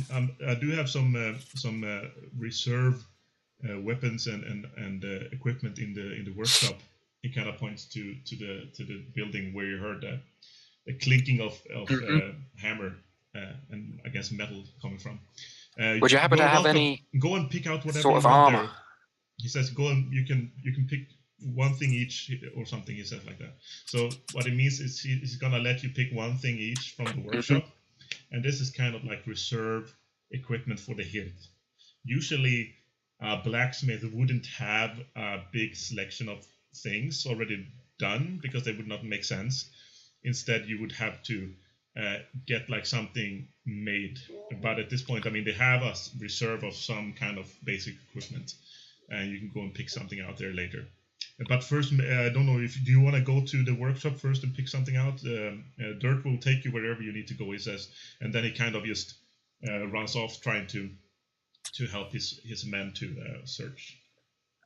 Well, I don't have much tracking ability, so I can go get the equipment that people want while you guys do that. Save time. You want a big two-handed axe weapon style? I can try and find you that. Either of you want? Probably going to want some sort of armor, right? Yeah, you are just next to the house, the building, pretty much. You can just go there, all of you, if you want. Yeah. Okay. Let's do this. I don't need no fancy weapon, and Vic looks kind of sad thinking about the legendary weapon from the... It's okay, you can rob him later. No, don't rob him. So do you guys approach the workshop, or? Yeah, Yes, I enter. Yeah, so as you go around the animal barn there, you kind of see the workshop a little bit better. And there seems to be like a main part of the house with a door, and you can kind of go into it. And outside under a roof is kind of the forge part. And they do seem to have a quite well-equipped forge. And there's a big burly man standing there hammering away on some metal tools. It doesn't seem like the search and the ruckus around him is bothering him too much. He just continue working. He looks like that kind of guy that just works and does nothing else. Mm-hmm. A little bit older than you guys, and also blonde, of course, like everyone in Aidland. And he kind of noticed you guys as you approach, and kind of looks angry at you, as like you disturbed him in his important work. What do you want? He says. Your master has promised us goods, yes. weapons. We've come to equip ourselves to find his daughter. And he kind of looks at Dirt and says, "It is true, troll." Yeah. The master promised them to pick something out to help find his daughter. And they say, yeah, just go in there. You can pick whatever you want in there. And he kind of points at the storage shed next to him there. Inside the shed is a various assortment of weapons and armor in different degrees of decay. They seem to be quite well. I mean, they seem to be quite well taken care of, and there seem to be quite a lot of stuff actually in here. So what we can do is that we can pick up the book, the Game Master's book, and look in the equipment section. Let's see here. I'm already there. So you have to just look in the equipment section and kind of look what kind of stuff you're looking for, and then you can ask me, and I'll tell you if we have those. Since I'm also allowed one thing that I have no use for armor or weapons, I'm just gonna take a piece of shield or an armor and hand it to one of the melee guys. Yeah, you can do whatever you'd like. Well, I'm just gonna take whatever I think like is. Oh, this looks good. So what style of armor do they have? Is there anything specific you're looking for? Well, I mean, they seem to have quite a lot of different ones. And they have like gambersons, of course, like the thick fabric ones. They seem to have some fur and leather armor hanging around. Also some hardened leather armor. There is a suit of chainmail that looks pretty nice. And there's even a banded armor on a stand in the corner. And as well as a scale reinforced armor. Scale reinforced chainmail. So there seems to be an assortment of things there. Let's see here, which page do we have there? I'm actually going armor's on 77, I think. Right, I'm actually going I to see think I'm looking at it. Put up the, yeah, I'm going to do this so people can actually see the book. Interesting. So you said armor, right?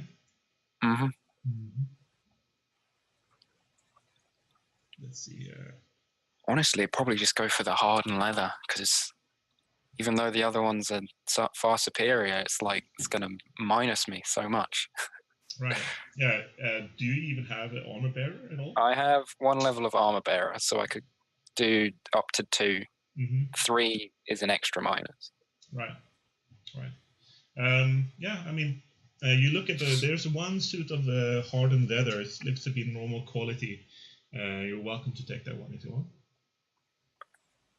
Yeah, I'll grab that. So just add it to your sheet. It's a normal quality. And I think it will calculate your initiative and stuff automatically. Yeah, I just got to throw that one. Oh, now I'm at -6. Getting better and better.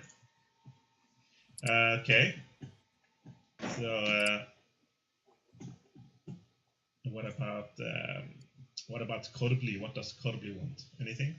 Well, I'll just take a shield that looks nice. I mean, you can take a thick fabric without getting any minuses. Yeah, I know, but I won't, because I'm not that bright. I have 1 big strap of fur and a belt, so it's not really crossed my mind to. So maybe I should be armored. There's both small, medium, and large shields. There's like a few small ones. And I'll take the largest one. The largest one looks best. Okay. So you take the large shield. It's a normal quality large shield. Yeah. I'm just gonna hand it to Loken when we are on the trail. Okay. And even use shields. But I don't need a shield. You should take a bow instead. I can use shields. Well, then you can just hand it among each other. I don't care. There's some other stuff as well, like some gear and stuff.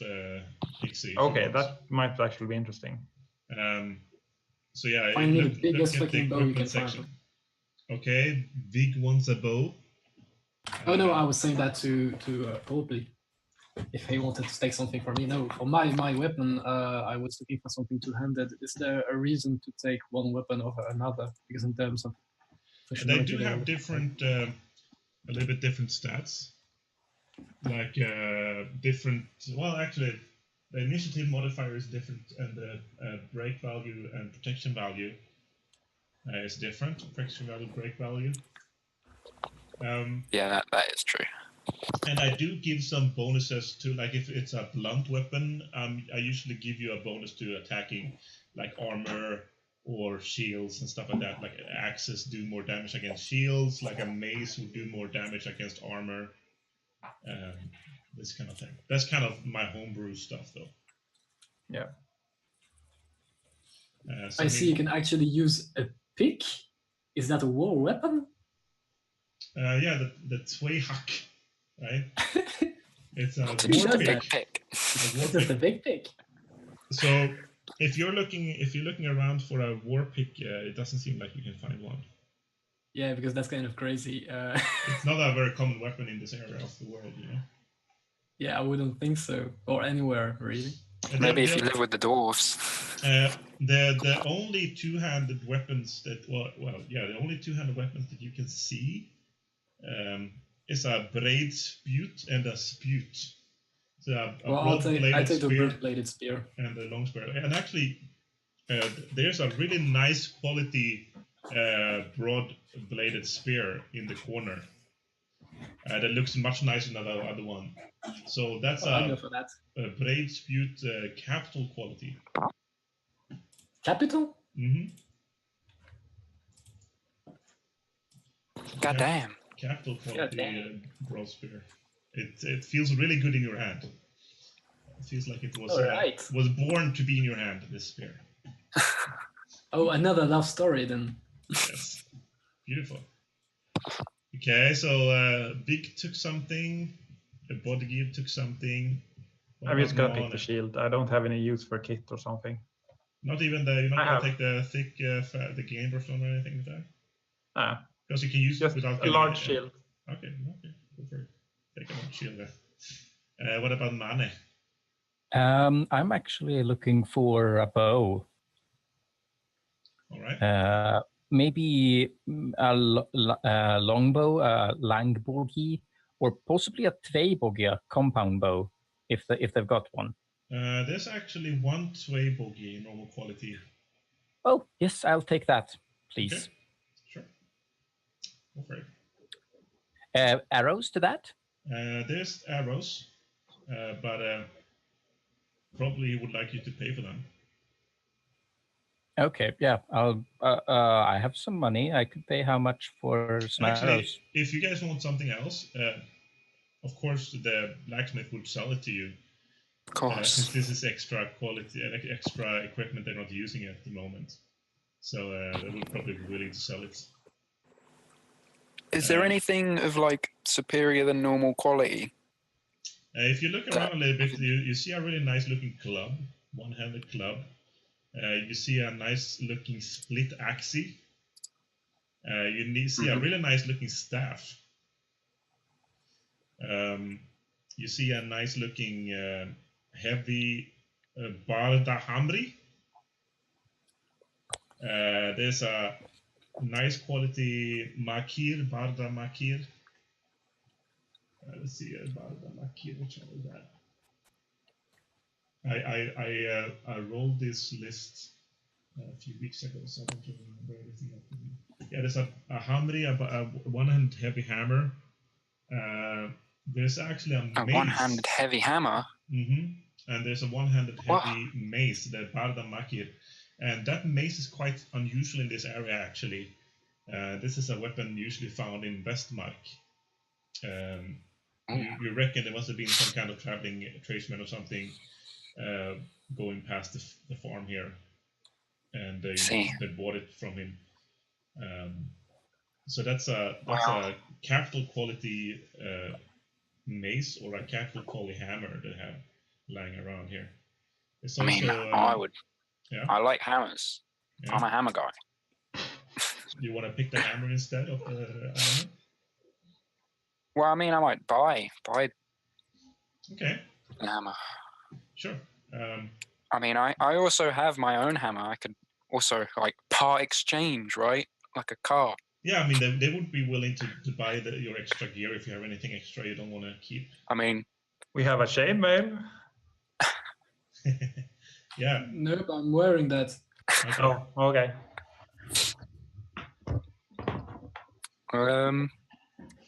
Yeah, so I guess I'll go up to the blacksmith again. It's like, how much for this hammer? Oh, that's a very nice find there, young master. That's actually something we bought of a traveling merchant from all the way from Westmark. It's a very good quality one. I wouldn't sell it to you though.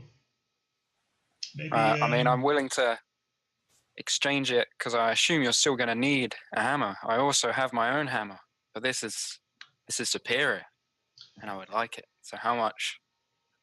If you let me have your hammer, it looks quite nice quality as well. I would let you have this for maybe 13 silver, let's say. 13, as well as my hammer. Mm-hmm. This is a very nice quality one. You're asking for a little much. For as well as my hammer for 13. Ooh. You have the trader specialty? I do. All right, so roll for it. Damn it.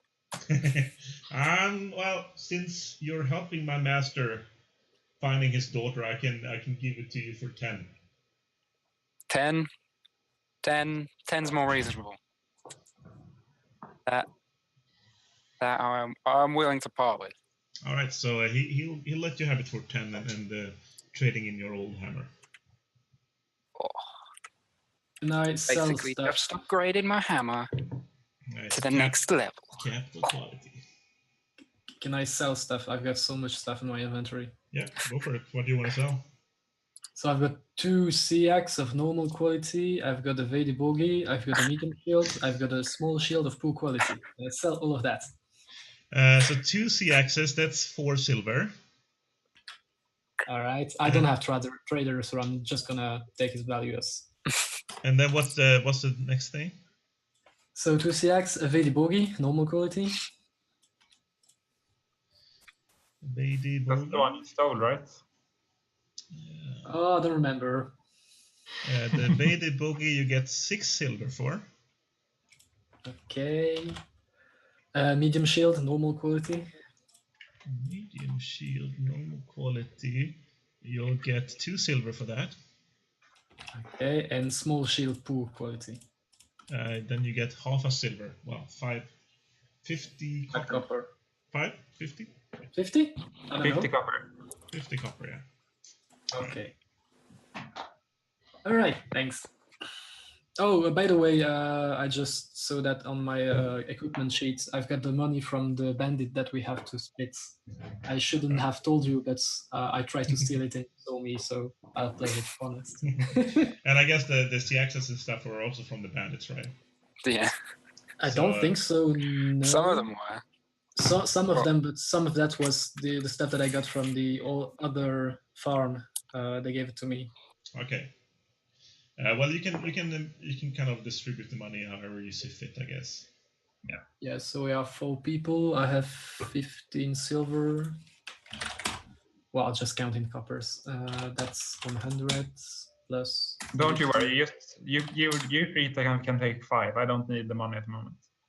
You don't want the money? No, it's okay. Okay, I won't argue with that. Don't you Divided have by the 3. least amount of money of all the characters? Pixie? Hmm? Don't So you have everyone the least gets- amount of money? Yeah, I think so. But it's okay. I don't have any big buy. I guess so everyone gets 5 silver except Korbli. Yeah. Yeah. Basically. Sure. You do whatever you want. All right. So, anybody else want to buy something? There's also normal equipment and stuff in there, and like this kind of different kits, like the camp kits and the thief kits and this kind of thing. If you want to buy something like that. Do you have a nice bow better than mine? Like the Vedi Boogie, it's a short bow, right? It's a short hunting bow. Hunting bow, yeah. Do you have a long war bow? There's a few long bows of normal quality if you want one. Okay, but is there a point using that instead of my light hunting bow? I think you can shoot further, and also it does have more open roll chance. So it's like a two-handed weapon then. Right. Like the heavy Vedic weapon. bow is like a one-handed light weapon, and the long bow is like a one-handed heavy weapon. And the Twee bow is like a long-handed, two-handed weapon. If you compare them. Yeah, so the long bow will do 1d10 and over 9 to 10 instead. And also it can shoot like 20 meters further. Well, actually, yeah. And yeah, maximum distance is 30 meters further. Yeah. Okay, where can you see the crits? Well, it's just for all one-handed on page 74. light weapons is on a 9. On page For all 74, it 9 says or 10. bows there. All two-handed bows. Yeah. Yeah. Okay, because Page on the 74. automatic sheet it just says 10 for the length booty. Oh yeah. Yeah, I guess it's not right yet. Yeah, you can tell Siggy about that later, huh? Okay, all right. Well, how much for that? Okay, so he said, I'll give it to you for 10 silver, he says. Okay. I take that. And I sell my Vedi Boogie, which was like 2 silvers, I think. Mm-hmm. Okay. Is there an ordinary sized weapon kit? Because I've got a small. Ordinary Might wanna- sized weapon kit. Let's see if there is one. Probably.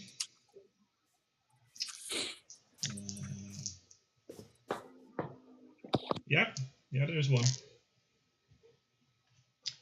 Ordinary How much? sized weapons kit.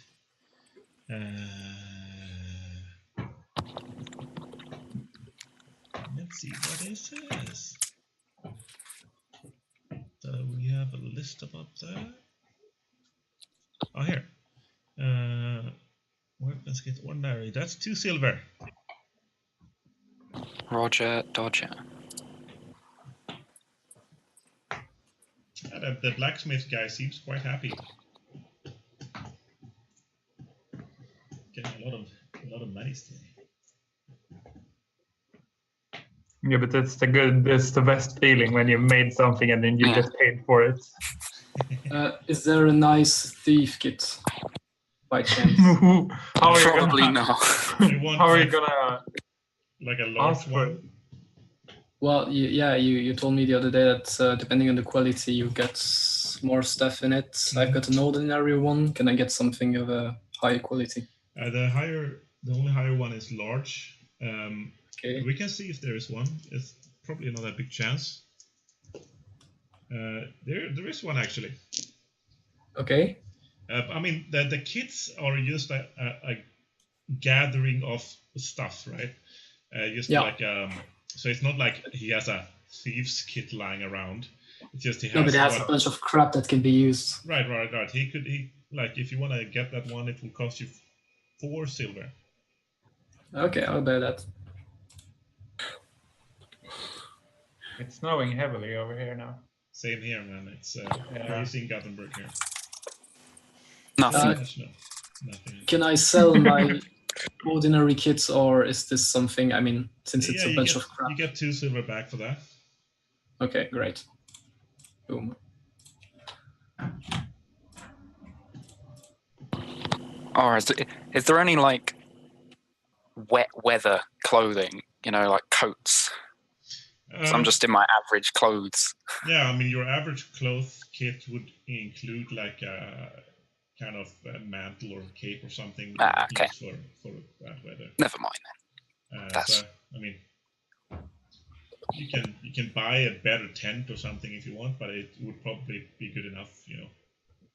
Yeah. It's all right. Okay, so at this point, it's quite late in the evening. It's kind of approaching twilight already. Are you guys done with the kits buying? Or I'm not done. Okay. I wanted to wait for everyone else to have their fun. Because now we get down to business. Okay. Business. So, what's the price for a couple of arrows? Yeah, that's right. You didn't get arrows. Don't worry. I was waiting. It's okay. For like 10 arrows, maybe 1 silver. Okay, I'll take 20 arrows if he's got enough arrows. Yeah, he does. 20 arrows for 2 silver. Is it 2 silver for 10? So 1 silver for 10. So 20 for 10. silver. Okay. So that puts me down at 17 silver currently. I do that too if he has more arrows. Yeah, he has. Yeah, let's start keeping track of arrows, huh? Yeah, absolutely. And furthermore, I heard something about earlier. I heard something about a staff, a good quality staff or something. That's right. There is a very nice quality staff with some intricate kind of carvings and stuff in it. Okay. I did read something in the book about good quality, like higher quality staffs when used by Vitner viewers can increase the skill value of a spell. Right. So a capital quality staff or weapon gives you a +1 combat point to use when you use this weapon. So that's something you need to keep track of yourself. I don't think it gets tracked automatically in the sheet. So if you have a capital quality weapon, you get a +1 CP combat points on that weapon. Now it's 19. For a Vitner Weaver, that would mean you get a +1 on your skill value on using magic with that. It's kind of like this is not a magic. It's not magic by itself. It's not a magic weapon or anything. But if you use like, let's say, if you use like leading your Vitner using gestures, and you use this one, that would give you a bonus +1. Okay, that's kind of like, you know, the material allows it to flow better, even though it's not magical itself. Because it's a focus. It's something to extend your motions with, or something like that. Right. I understand I that. reckon you probably could infuse Vitner into the staff at some point. I mean, one of you took the branch of the copper oak, right? That's Pixie. Yeah, so it's not at all the same quality as a copper oak staff, but it's still like a normal oaken staff would still work, you know.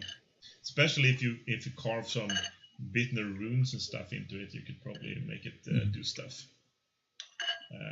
But you should just teach me the runes, and I'll do it. Right. Yeah, that's the thing. So how much for that staff? This dev. Let's take a look.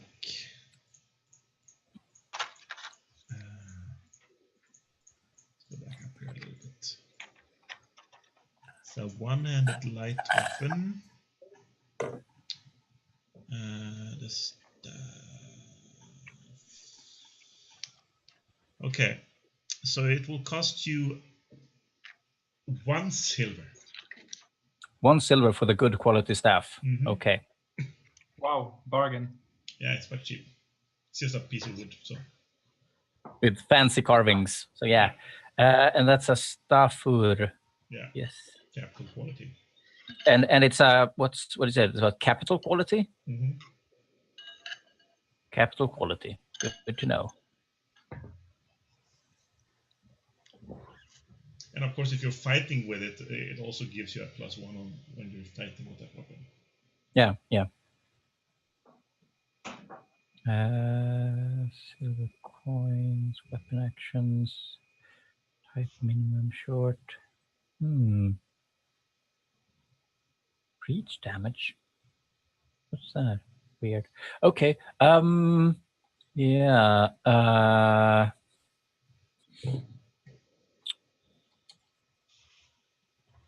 So, should we take a short little break and refill coffee again? Yeah, absolutely. That sounds good. Okay. So you can kind of think about if there's something else you want to buy during the break, and then you just finish it up, and then you can make your way to the meadow to take a look, or wherever you want to go. So, okay, so let's take a little break again, 5 minutes, and absolutely. Yeah.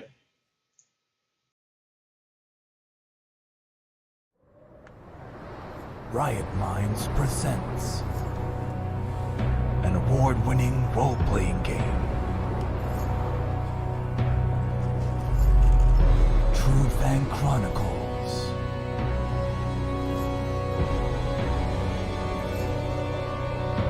There are many tales and sagas about Trudvang.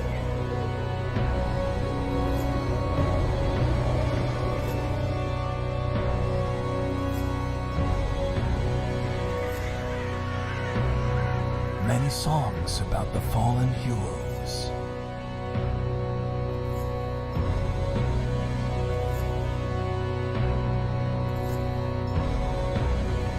Based on the Norse and Celtic myths and legends,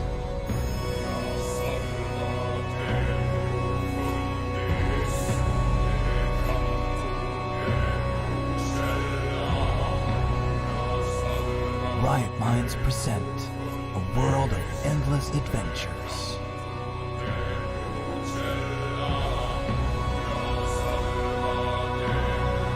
Draw your sword, call upon the gods, weave your magic.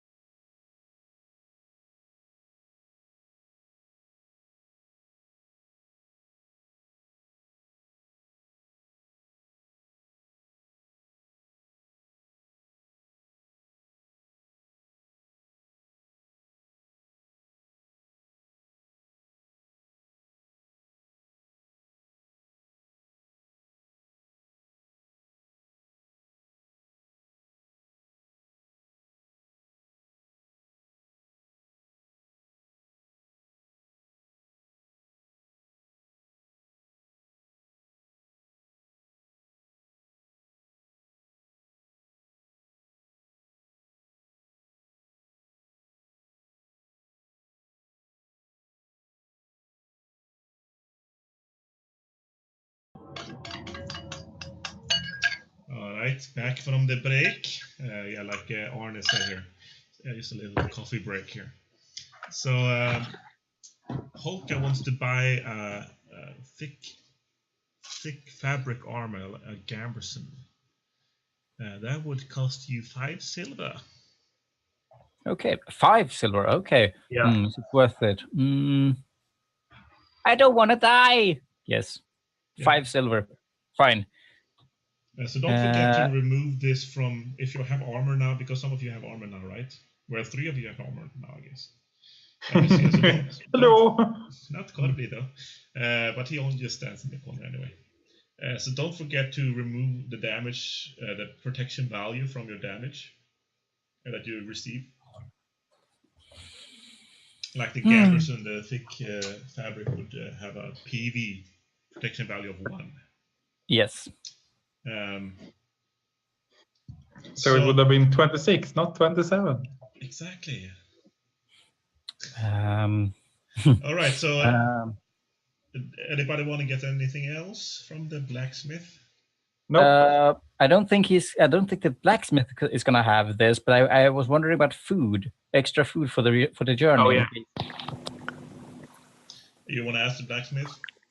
No, I maybe I'm gonna turn to the thrall. Dirt, was it? Yeah, Dirt. Do you know where we can? I don't think that the blacksmith has food, but do you know if we could get some food for the journey? Yeah, of course. My master will. He told me to prepare some for you guys. So I'll give you a few days worth of rations each. Thank you. Leave. Thank you. So all of you will get 5 days of rations for free. Yeah. Nice. It's good to know. But yeah. Thank you. And I'm actually gonna give the thrall with like a slow raising of my hand. I'm gonna give him a pat on the shoulder. He kind of jumps a little bit, like he's not used to people touching him. Like, okay. Can I check, like, just before we leave, like, looking at the quality of the stuff that this blacksmith makes? Mm-hmm. Like, I'm just trying to determine like how skilled he is to determine whether or not after we do this and I come back, whether or not I should try and question him for some tips and tricks. Well, roll your hard material skill. Okay, so good. So you reckon that most of the higher quality gear is not made by him. It's stuff that they bought from banding merchants. So he's probably a similar level of skill to me. He's older than you, so you reckon that he has more experience than you. But he's also quite grumpy. He kind of... Maybe after. He doesn't look too happy when you guys pick out your gear and stuff. He kind of just looks at you and continues hammering on whatever he's making. But he kind of understands the need for you guys to be well equipped for your travel, so he's not going to complain about it or anything. But he doesn't look too happy about you ransacking through his storage, which is also his home. He has a little bunker in there where he sleeps, and a little table and with a little stool to sit on. And, Maybe I'll pay him a visit after we're done if I don't die. So he kind of looks over at you. Are you guys done? I think the rest of the trolls and the master is out in the meadow. Yeah, I'm done. Thank you. All right. Yeah. Thank you for your goods, my kind sir. So Dirt quickly show you the way to the meadow. So behind the farm, like I said, is the forest again. I have a beautiful picture of the meadow. So beautiful. So pretty. So pretty. And they seem like the thralls are kind of gathered in the middle of the meadow. It's like a field and there's quite a lot of beautiful flowers and stuff. But at this point, most of them are trampled by the thralls moving around there. But they all seem to be gathered around in the middle. And when you get a little bit closer, it looks like there was some kind of struggle or something happening there. And they can say, "Oh, okay. Are you the man that the master is going to send off his daughter?" They ask you as you approach. Yes. Yeah. That's it. I think this is where it happened. One of them says, one of the thralls, and points at the place of struggle in the middle there. Do you guys want to do a tracking check or something like that? I mean, I suppose. So, Vicky, that's you, right? Yeah, I have a 5 in that, I think. None of you can track? Yes, I can. I'll try. I'm currently rolling. All right.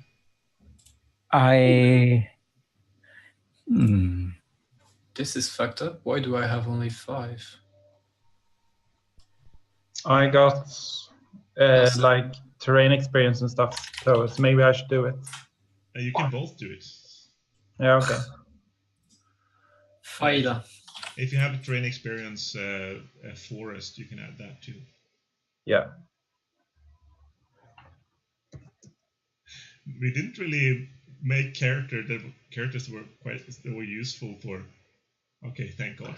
Once. So Loke always rolls ones, and I apparently always roll 2s. Right. Ones are better though usually. But so you can clearly, I mean, even Loke, all of you can clearly see some tracks. Korbli can see them kind of leading into the forest on the other side of the meadow. Even though there's a lot of thralls walking around and stuff, you can still see these tracks. And they are clearly bigger than human feet. And Korbli, you can see there seem to be 3 sets of tracks moving away from this place. And one of them is a little bit deeper, like they're carrying something. Yeah. I'm just gonna point them out and just walk next to them, trying to follow them into the woods. And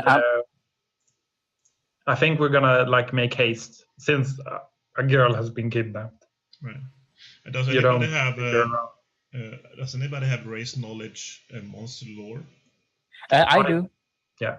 Okay, you can roll that. I do. Just let me check again. My knowledge, race knowledge, monster lore 10. Okay.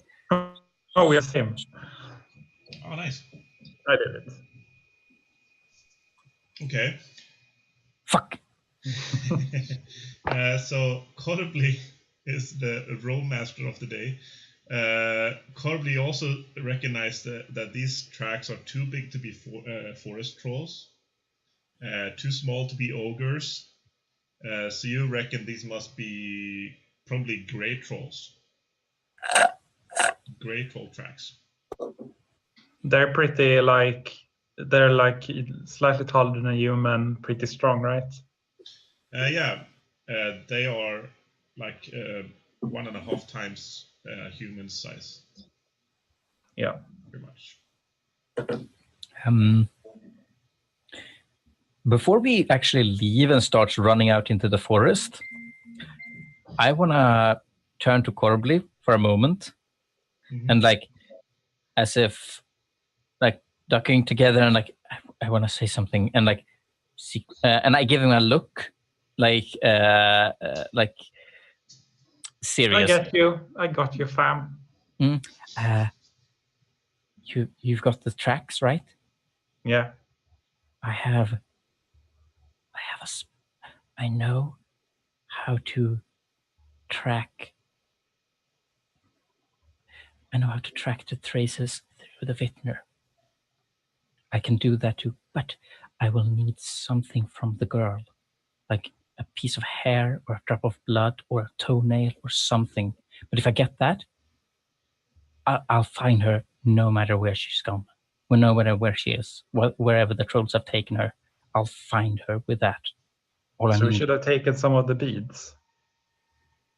I mean, no, the beads won't do. The beads has to be a part of her. A hair, a drop of blood, a toenail, something like that. So Well, if we can sneak in, if I can somehow get access to her hair, maybe she's got a hairbrush or something. If I can take a couple of hairs from that, then I'll be able to find her. I just want to say I'm not doubting your ability. Just I'll let you know. It sounds like we should. At the same time, we really need to hurry. True. She Yes. a lot of problem. Yes. We Yes. don't have time to explain why we're in her room stealing her hairbrush. Yeah, that's true. I just wanted you to know. Let's hope she dropped something on the way here, or that she's. Yeah. Maybe she gets. I don't want to say that I hope she gets hurt, but like if she gets scratched on a branch or some of her hair catches on a tree or something, that would be good, because then I would be able to find her. But yes, let's go. And it was probably a little bit suspicious how we were like crouched together in that, like, you know, when people are whispering about secrets. Oh, they must have seen a rabbit. All right. Do you want to do anything else at the scene of the crime? No. I mean, you could look for those hair, blood. True. Yeah, if we can find any of that. I'm not good at looking for stuff. Do a perception roll. I can look for stuff. Yeah, just a perception. Yeah. Oh, So 10 my plus perception. minus your perception and then roll under. I think my perception is 0. yeah. So it's just a roll of 10 then. Shouldn't be too horrible. are we stacked the same? I don't think so. I apparently wrote 10, not 20. I wouldn't have found anything. What about mine? I mean, 9 out of 5. So Yeah, I rolled a success. Do I find anything like maybe just a single hair? Okay, so there is some blood on the ground. Let's hurry. I'm gonna quickly, like from my healer's kit, I'm gonna take just a couple of pieces of bandages and dab at those blood pieces. If they are dried, I'm just gonna scrape them up and keep them contained, essentially. But I wanna take at least a couple of them. You could probably take like a grass or some leaf with the blood on it. Yeah, exactly. Like wherever the blood drops are, I'm gonna pick up a couple of them because I think here the spell consumes the sample. So if I need separate drops of blood, essentially, and that's why I want to take a couple of them. Is that okay with the GM? So you pick up 4 pieces of blood things. Ooh, 4 pieces, 4 drops of blood. Thank you, GM. Oh, But Anikov, we don't know if that's the blood from the trolls or something else, or from the girl. But well, we will let's see. track them nonetheless. Yeah, exactly. But I mean, if it was a pig or something that then ran away into the forest, we won't know. But yeah, okay. Anyway, It's quite late now, by the way. It's twilight, pretty much. So it's starting to get dark. Beware the knights, bandits with axes and chainmails roam the world. Oh yeah, with my monster lore roll, would I know when are great trolls like active and about on the day and the night? I mean, they have kind of the same cycle as humans or elves. They sleep in the night and they do stuff in the day. Do you want to know more about? I can tell you more about the trolls if you want. It's not that important. It was just that tidbit. Well, if they are active, whether or not we should hurry either way. Preparing to at night. Or... to sleep in the night, we should go in the night and kill them in their sleep. Yeah. I mean, who knows how far away they are, though. It might get to day by the time we arrive. Right. I mean, I can tell you a little bit about the Great Trolls. I mean, they kind of are the you can say like the unlucky ones of the trolls. Like every type of troll have something negative, but the Great Troll have kind of all of the negative aspects of all the other trolls. It has like the kind of drawn the short straw of their kin. So they have like they are like naive like goblins, and they have the greed of the king trolls, and they have the stupidity of the forest trolls, all in one. And they're really scared of magic. You know that, very superstitious. So yeah, I mean, they're quite stupid and superstitious.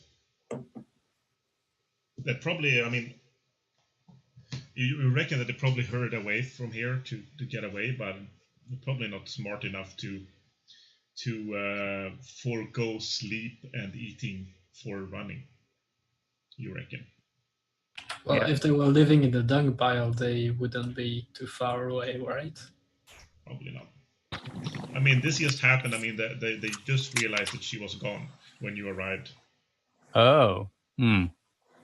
So let's do this then. So if we go now, in theory, we should catch up. Maybe if we're really fast, but then it's hard to track during the night. Mm-hmm. Well, I mean... And then, of course, the longer we wait... have any worries with that, would you? True, yes. Magic. Yeah. So It's going to be real hard. Let's head into the woods at least a little far, a bit, but let's not run through the night, because we've been awake the entire day and we're going to get exhausted, and I don't want that to happen when we find the trolls. Technically, we've been on a cart the whole day. But haven't you ever taken a long car trip? Yeah. Yeah, but isn't it good to stretch your legs, you know? And anyway, I mean, so what are we going to do? Are we going to run into the woods, or are we going to say, let's wait for the morning? What are we going to do, guys? I think we should go at try once. to find them in the I mean, night. the longer we wait, the further they get and the more active they'll be, because... I mean, if in the middle of the night we haven't found them yet and we're not anywhere close to them, we can just stop for that night. Yeah, that sounds like a good idea. All right, I agree. So, do you want to take off right now, or? Yeah, we're gonna try looking. Okay, so you follow the tracks into the forest. It's a quite nice forest. A lot of leaf trees, and you kind of can understand why Sola, the little girl, liked hanging around here. And it's quite easy to follow it. The moon just came up, and it's kind of quite a full moon tonight, so you can kind of see well. After an hour or two, you do reckon it's starting to get a little bit. It's gonna get too dark pretty soon to see anything, and you haven't really seen any signs of you guys getting close to them. It seemed like they were rushing away from this place quite in a hurry, and made pretty good time since you went to the workshop and stuff. So they have a little bit of a little bit ahead of you guys, and you reckon now it's getting too dark to even see the tracks anymore at this point.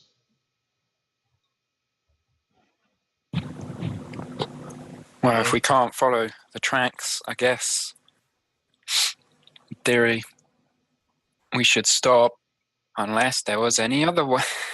Yeah, I mean, you're about an hour away from the farm at this point. Mm-hmm. So what do you guys want to do?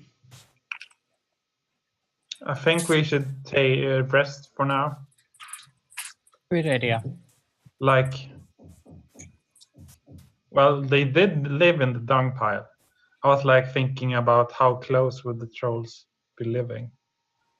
Wouldn't they be scared of the humans finding them?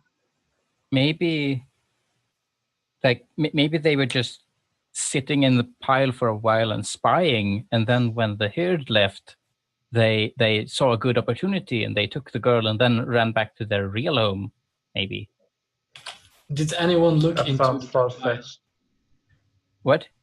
Did anyone look in the dunk pile? Is there any probability that it could still be there or turn back around and went there? If only somebody asked the farmer or the thralls some of these questions. Huh?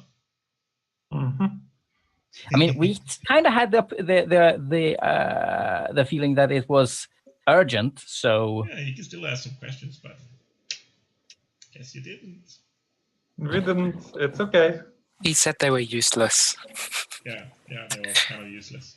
They couldn't even find the tracks. I'm feeling like we've completely missed some very crucial part, and it's going to make a hell for us later. That's okay. Anyway, That's good. Yeah. Well, But as we long as don't I can know we steal missed food, it. I'm happy with that. So you guys want to try to find a camping spot? Yeah. So let's roll the camper's specialty. Anybody have that? Or Maybe. wilderness? Not. I have survival, but I don't have camper points. You don't need a specific Yeah, skill. survival too. 6 point. You can roll it. You don't need a specific skill camper. Nope. See, you're rolling quite well today. Yep. What happened? So you find a pretty nice spot, a little bit off the track, a little bit off the path that you've been following.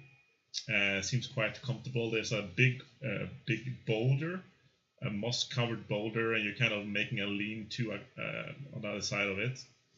And there's quite a lot of moss on the ground, quite comfortable, and seems like a good place for you to sleep. So who takes the first watch? Not me. I'll do it. Okay, so you can roll a d12 to see if you get a random encounter. 12. Nope. Everything went well. Who do you wake up for the second one? I'll wake up Viggy. Okay. All right. So I roll. you roll a d12. Are there no modifiers to that roll? No, it's just to see if you get a random encounter on 11 or 12. Then Nope, nothing out of the ordinary either. So who do you wake up then, Viggy? I will wake up my blacksmith. All right. Nope. Very nice and And then, comfortable. I guess finally, Mana. And Mane, let's see. You roll a 12 again or 11 again? No way. I mean, definitely way. Wait, is it my turn? Yeah. Yeah. My turn. Great. You've been rolling really well today too, so I mean, And then an iron belly dragon attacks us. Yippee! Just for fun. Oh my god. that's great. So something nice. What's the happens opposite to of a random encounter? Treasure falls from the sky. No. All right. So Actually, that would hurt. That would hurt a lot. the night passes very nice and comfortably. You had a great place to sleep, and it was really nice with the moss and stuff, and you all got a good night's sleep, and you got some BP back if you have some problems. You get your points back, your Vitner points back, and stuff like that as well, if you used anything which you didn't, I guess. What about, as I said, it takes 2 nights for me to heal, but that is assumed under rest. I've been doing things, so should my natural healing rate slow down even more? No, you still rested 8 hours each day. Okay, fine. Then I heal 1 additional point. Oh, Okay, so you guys prepare a little bit of a breakfast, and sure. I'll cook some food up, guys. Yeah. Because I doubt anyone else has any cooking skill. No. I mean, If we had cooking skills, we would have tracking skills. the rations are quite easily Damn cooked, it. so you don't really need to do much. Since you didn't hunt or anything like that either, so you have nothing to really prepare like that, you know. Of course, you have to cook the food and stuff, but I dropped you some. make a little broth in there. You make a little porridge or something in the morning there, and everybody eats and are happy. So you guys can remove a ration if you want from your sheet. If we want. If you don't want, you didn't eat, and then you get a minus for the whole day. I ate. So I would like to pray a little bit in the morning. okay. We don't have time for this, Mane. It doesn't take long. It takes like 3 minutes, right? Yeah, exactly. Are you doing the healing praying, or are you doing the praying? I'm gonna do the healing praying. Okay, sure. I guess you do that during your watch, pretty much. Yeah, that's true. Yeah, probably. Yeah, that's a good idea. And no one's around to see. And so 7 minus 1 for my injury, minus 2 for the difficulty of the spell. That brings me on to a 4. But with the extra effort, that brings me back up to 5. And that is the basic cost there. 4, 10. Yeah, I'm going to spend 10 divinity points on this roll in total. And my DC is going to be 5. So, doing the maths. The maths. Good luck. No inspiration? Nope. No. Fine. It's okay. It's totally okay. Nothing. Oh well. Well, you can try it again if you want. You have exactly. I still have 10 more, 11 points left. So why not? It's not going to be much use for anything else. So, or maybe Bodgeir. How damaged are you? How hurt are you? I'm at a -1 right now. -1. Okay, I'm gonna keep this healing for myself in that case. I'm only like 3 points away from becoming lightly damaged. Okay. So like 2 nights, and I'm fine. Okay, good. Yay! Okay, so I heal an additional 6 points. Nice. During my, it takes a little bit, but you're doing watch, so nobody notices. Yeah, exactly. Okay, nice. That's 26. That brings me up to almost fully healed, but like I have no minuses anymore. That's really nice. Cool. Nice. Okay, so you guys prepared in the morning and you prepared to set off. So let's do another tracking to see if you find the tracks. I mean, you can get a +3 on that because you know where they ended last night. So you kind of know where to look. Is that including the +3? Big. Yeah, I did. I have 5. Okay. I think I have 6. No, I had 5. Oh yeah, +3. No! Oh no. We're gonna be lost in the woods. So, wait, no, that was tracker, right? Yeah. Okay, my mistake. I have 7 in tracker, so that is a 6. You did it! Okay. Yeah. Finally. I mean, it was quite easy to find the tracks for you guys, and you just continue down the path deeper into the forest.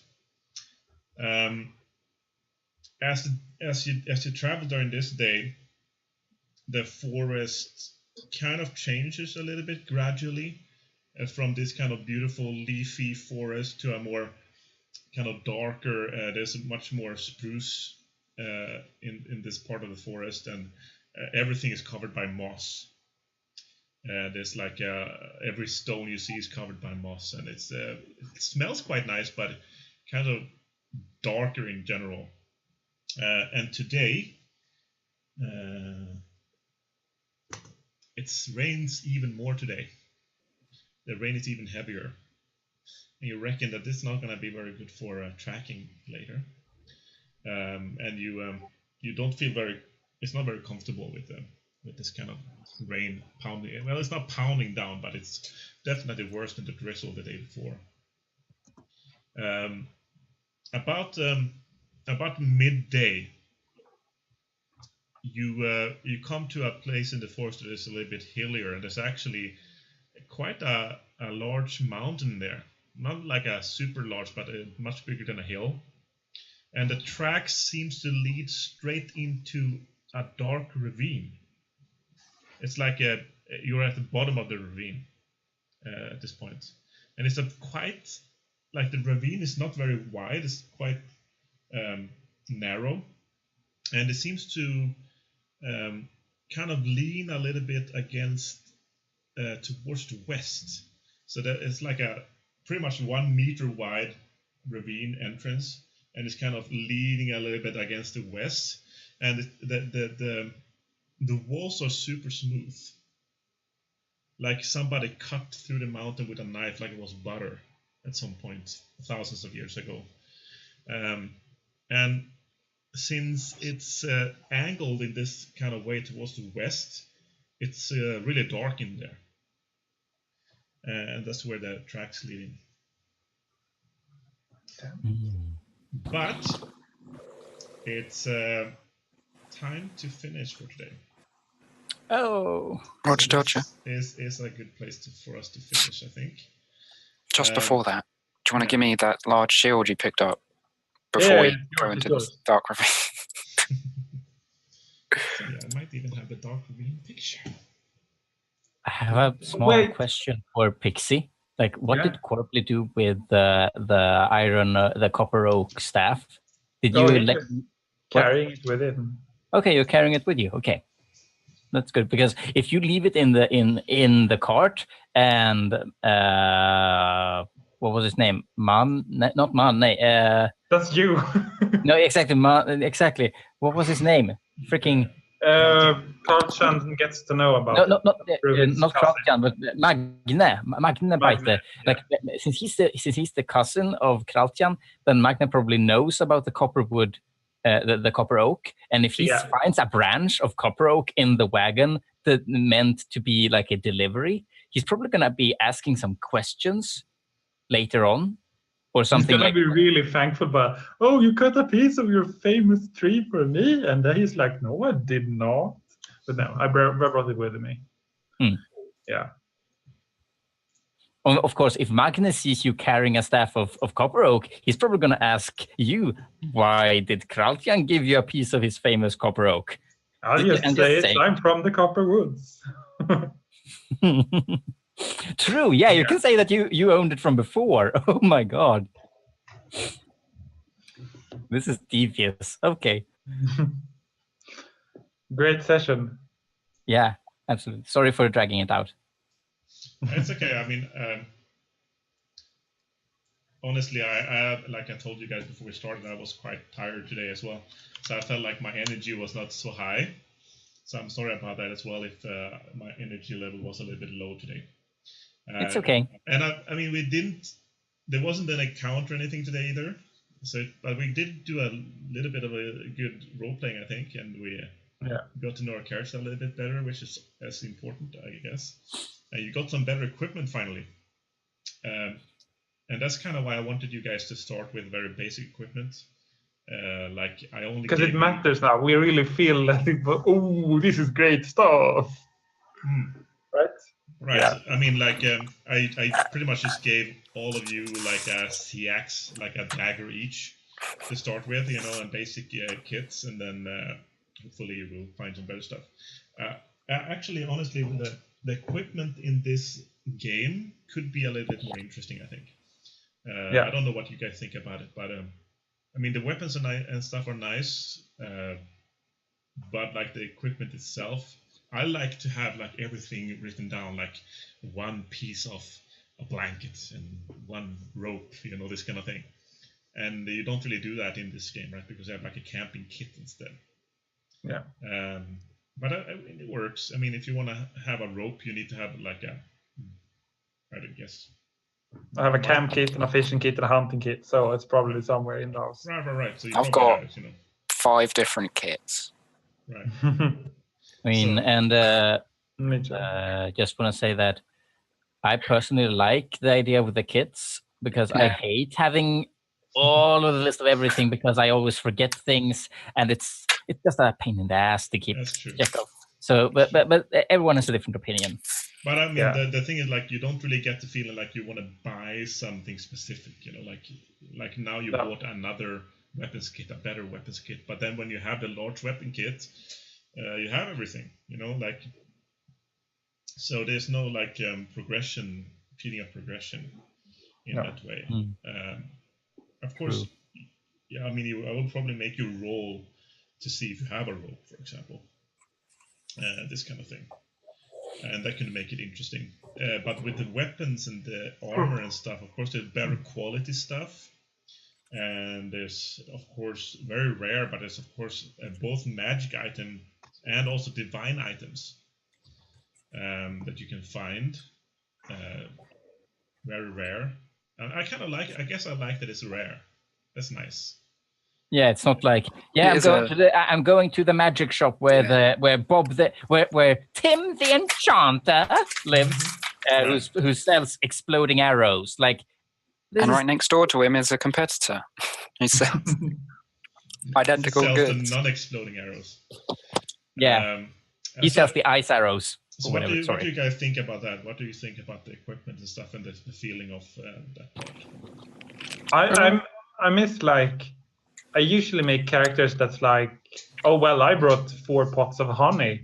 They will be useful sometime, and I can make use of 4 pots of honey all of a sudden. I just blow everyone's mind with the things I bought from the beginning, and I miss that kind in this game. But I mean, honestly, at the same time, it's so easy to just have kits. Right, but honestly, that kind of stuff you could, of course, buy separately. That would be included in a kit. It's just that because there's no list of items like in other games, so you don't really get the feeling like, oh, what should I bring? What should I buy? So it's kind of up to the players himself to figure out, like, what can I buy? And ask the GM for it, but you don't get inspiration to buy something, So yeah, I mean, if you guys want to buy a pot of honey, you could probably do that, So just don't be afraid to ask, and also like I told you guys with Mane and the thrall and stuff, you could have asked them a lot of questions. They probably knew more. It could probably let you have those glass beads if that would have helped you somehow, Maybe there was something in the dung pile left by the trolls more than the beads, who knows, and that kind of stuff. But that's all up to you guys to think about. I'm helping you a little bit and telling you what kind of roles to do and stuff like that sometimes, but that's mostly just to get into the game and get used to how to think. Well, I'm role-playing a dumb character, so don't expect any smart ideas from me. Yeah, that's a good excuse, huh? See, I'm seeing it more as my character's not learned. He doesn't know that kind of stuff. That doesn't mean he's dumb. He's just not. Usually, as a player, I usually play finding everything, so I'm happy to play a dumb character for once. Sorry. That's good. I mean, and also, like you said, you have a good excuse to not do something sometimes. Kind of take a back seat sometimes. But I felt like the reason why I didn't ask any more questions was that I felt like the way you presented it, it felt like it was very time sensitive. Like we're gonna lose the girl if we didn't leave now. That's what I felt like. So I didn't feel like we had a choice of looking around more. To me, it felt just. I felt like we had a choice, but I didn't. I didn't think Korbli would consider it a choice to just. Well, 10 more minutes won't hurt. Yeah, 10 more minutes will hurt. Of course, I wanted to give you that feeling of urgency, right? Yeah. But you can always do whatever you want. I mean, it's up to you. You can walk the other way if you want and forget all of it. Yeah, I mean, absolutely. And if we had taken that extra bit of time, that might have been in the end when we finally arrived and, oh, oops, we just arrived too late to prevent the trolls from taking one bite out of the girl's arm. And then we have to take her home and she's lost an arm. And how do we explain that to Mane? Yeah, we got her back, but she lost an arm. So, I mean, we just slept 8 hours in the forest, so if we were really that pressed by time, we wouldn't have done that, right? I mean, that's the gamble. Yeah, I mean, but you reckon that the trolls probably sleep too? Yeah, but they might have taken her as an evening meal. Who knows? So we have no idea. That's the thing. I mean, you could probably. I mean, I can tell you more about the trolls if you roll some race knowledge skills checks and stuff. I can tell you more about how they generally act and stuff like that. But, By the way, are we still on stream? Yeah, of course. Yeah. Oh, I thought you had shut it off, but okay. It's feedback time. Feedback time.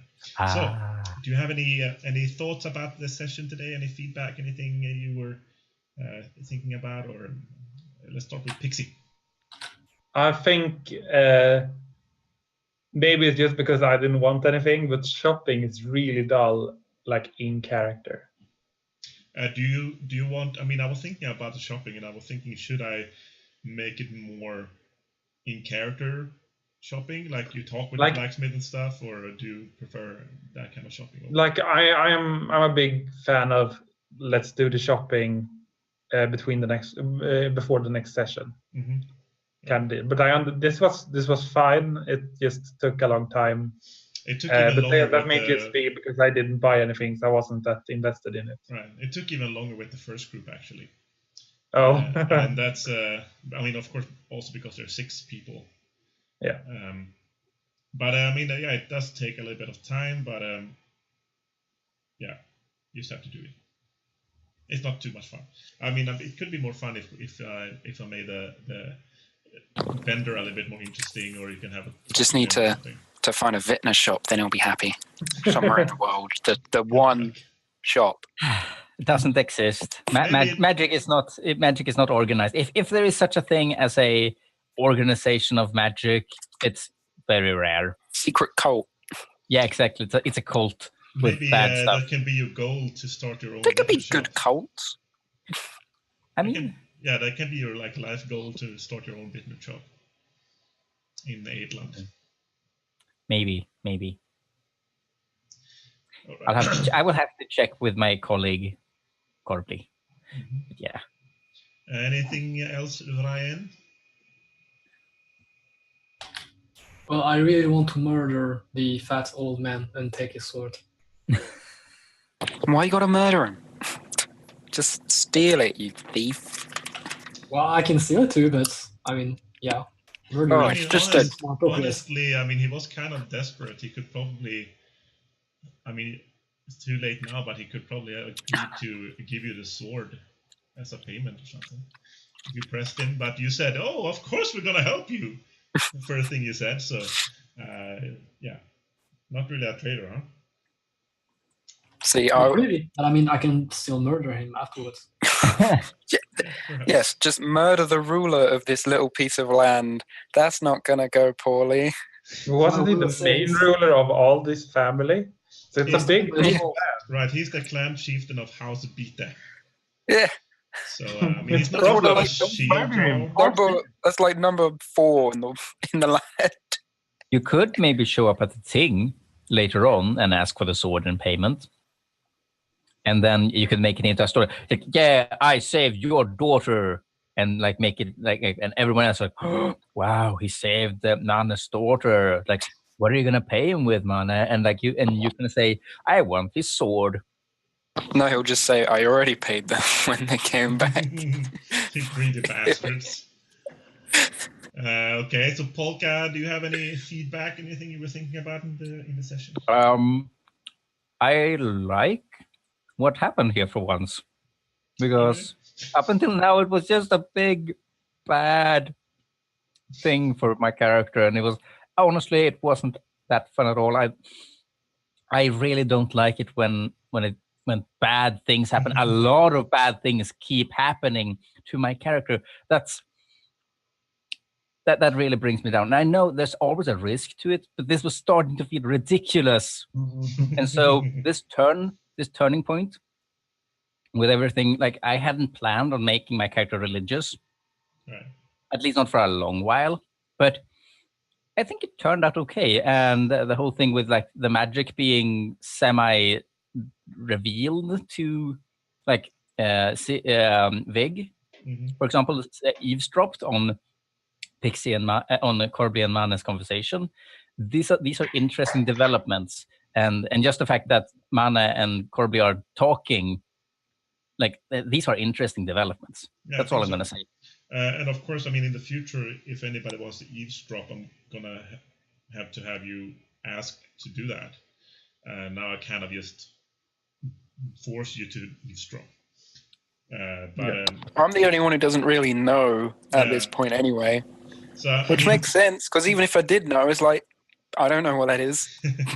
So just think about it in the future. Like, if you want to do something, if you want to listen in on something, you need to tell me, right?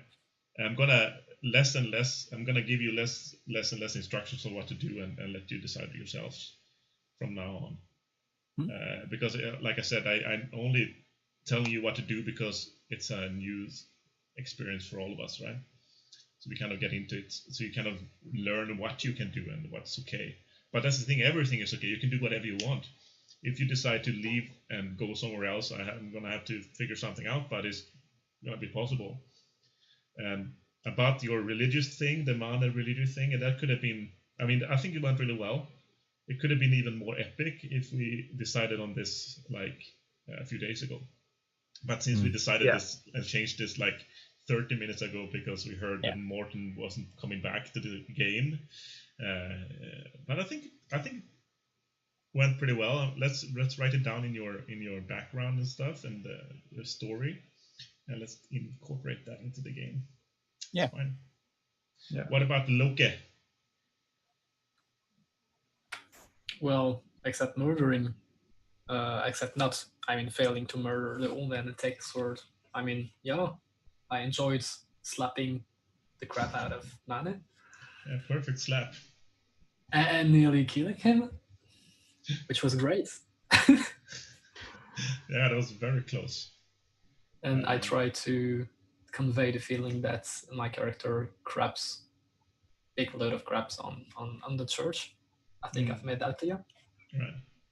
And I'm expecting fun things to happen when Mane tries to be religious, and my character just rejects that. Yeah, because you guys been kind of close up until now, like running away together, both being from the same place and stuff. But maybe now Mane and Korbli is getting closer instead, you know. So it could be cheating interesting. on me. And then Bodgeir is just is just the third wheel, like always. Nah. It's like a little triangle between them, and I'm just here. I'm just repairing your stuff and being a normal dude. Hey, I haven't repaired anything yet. Yeah, that's true. All right. Cool. Any last words? No. Fish. Fish? Okay. Yeah, it's a word. Yeah, that's true. So, I hope somebody enjoyed. Thank you for watching. I'm going to put this up on YouTube in a little bit.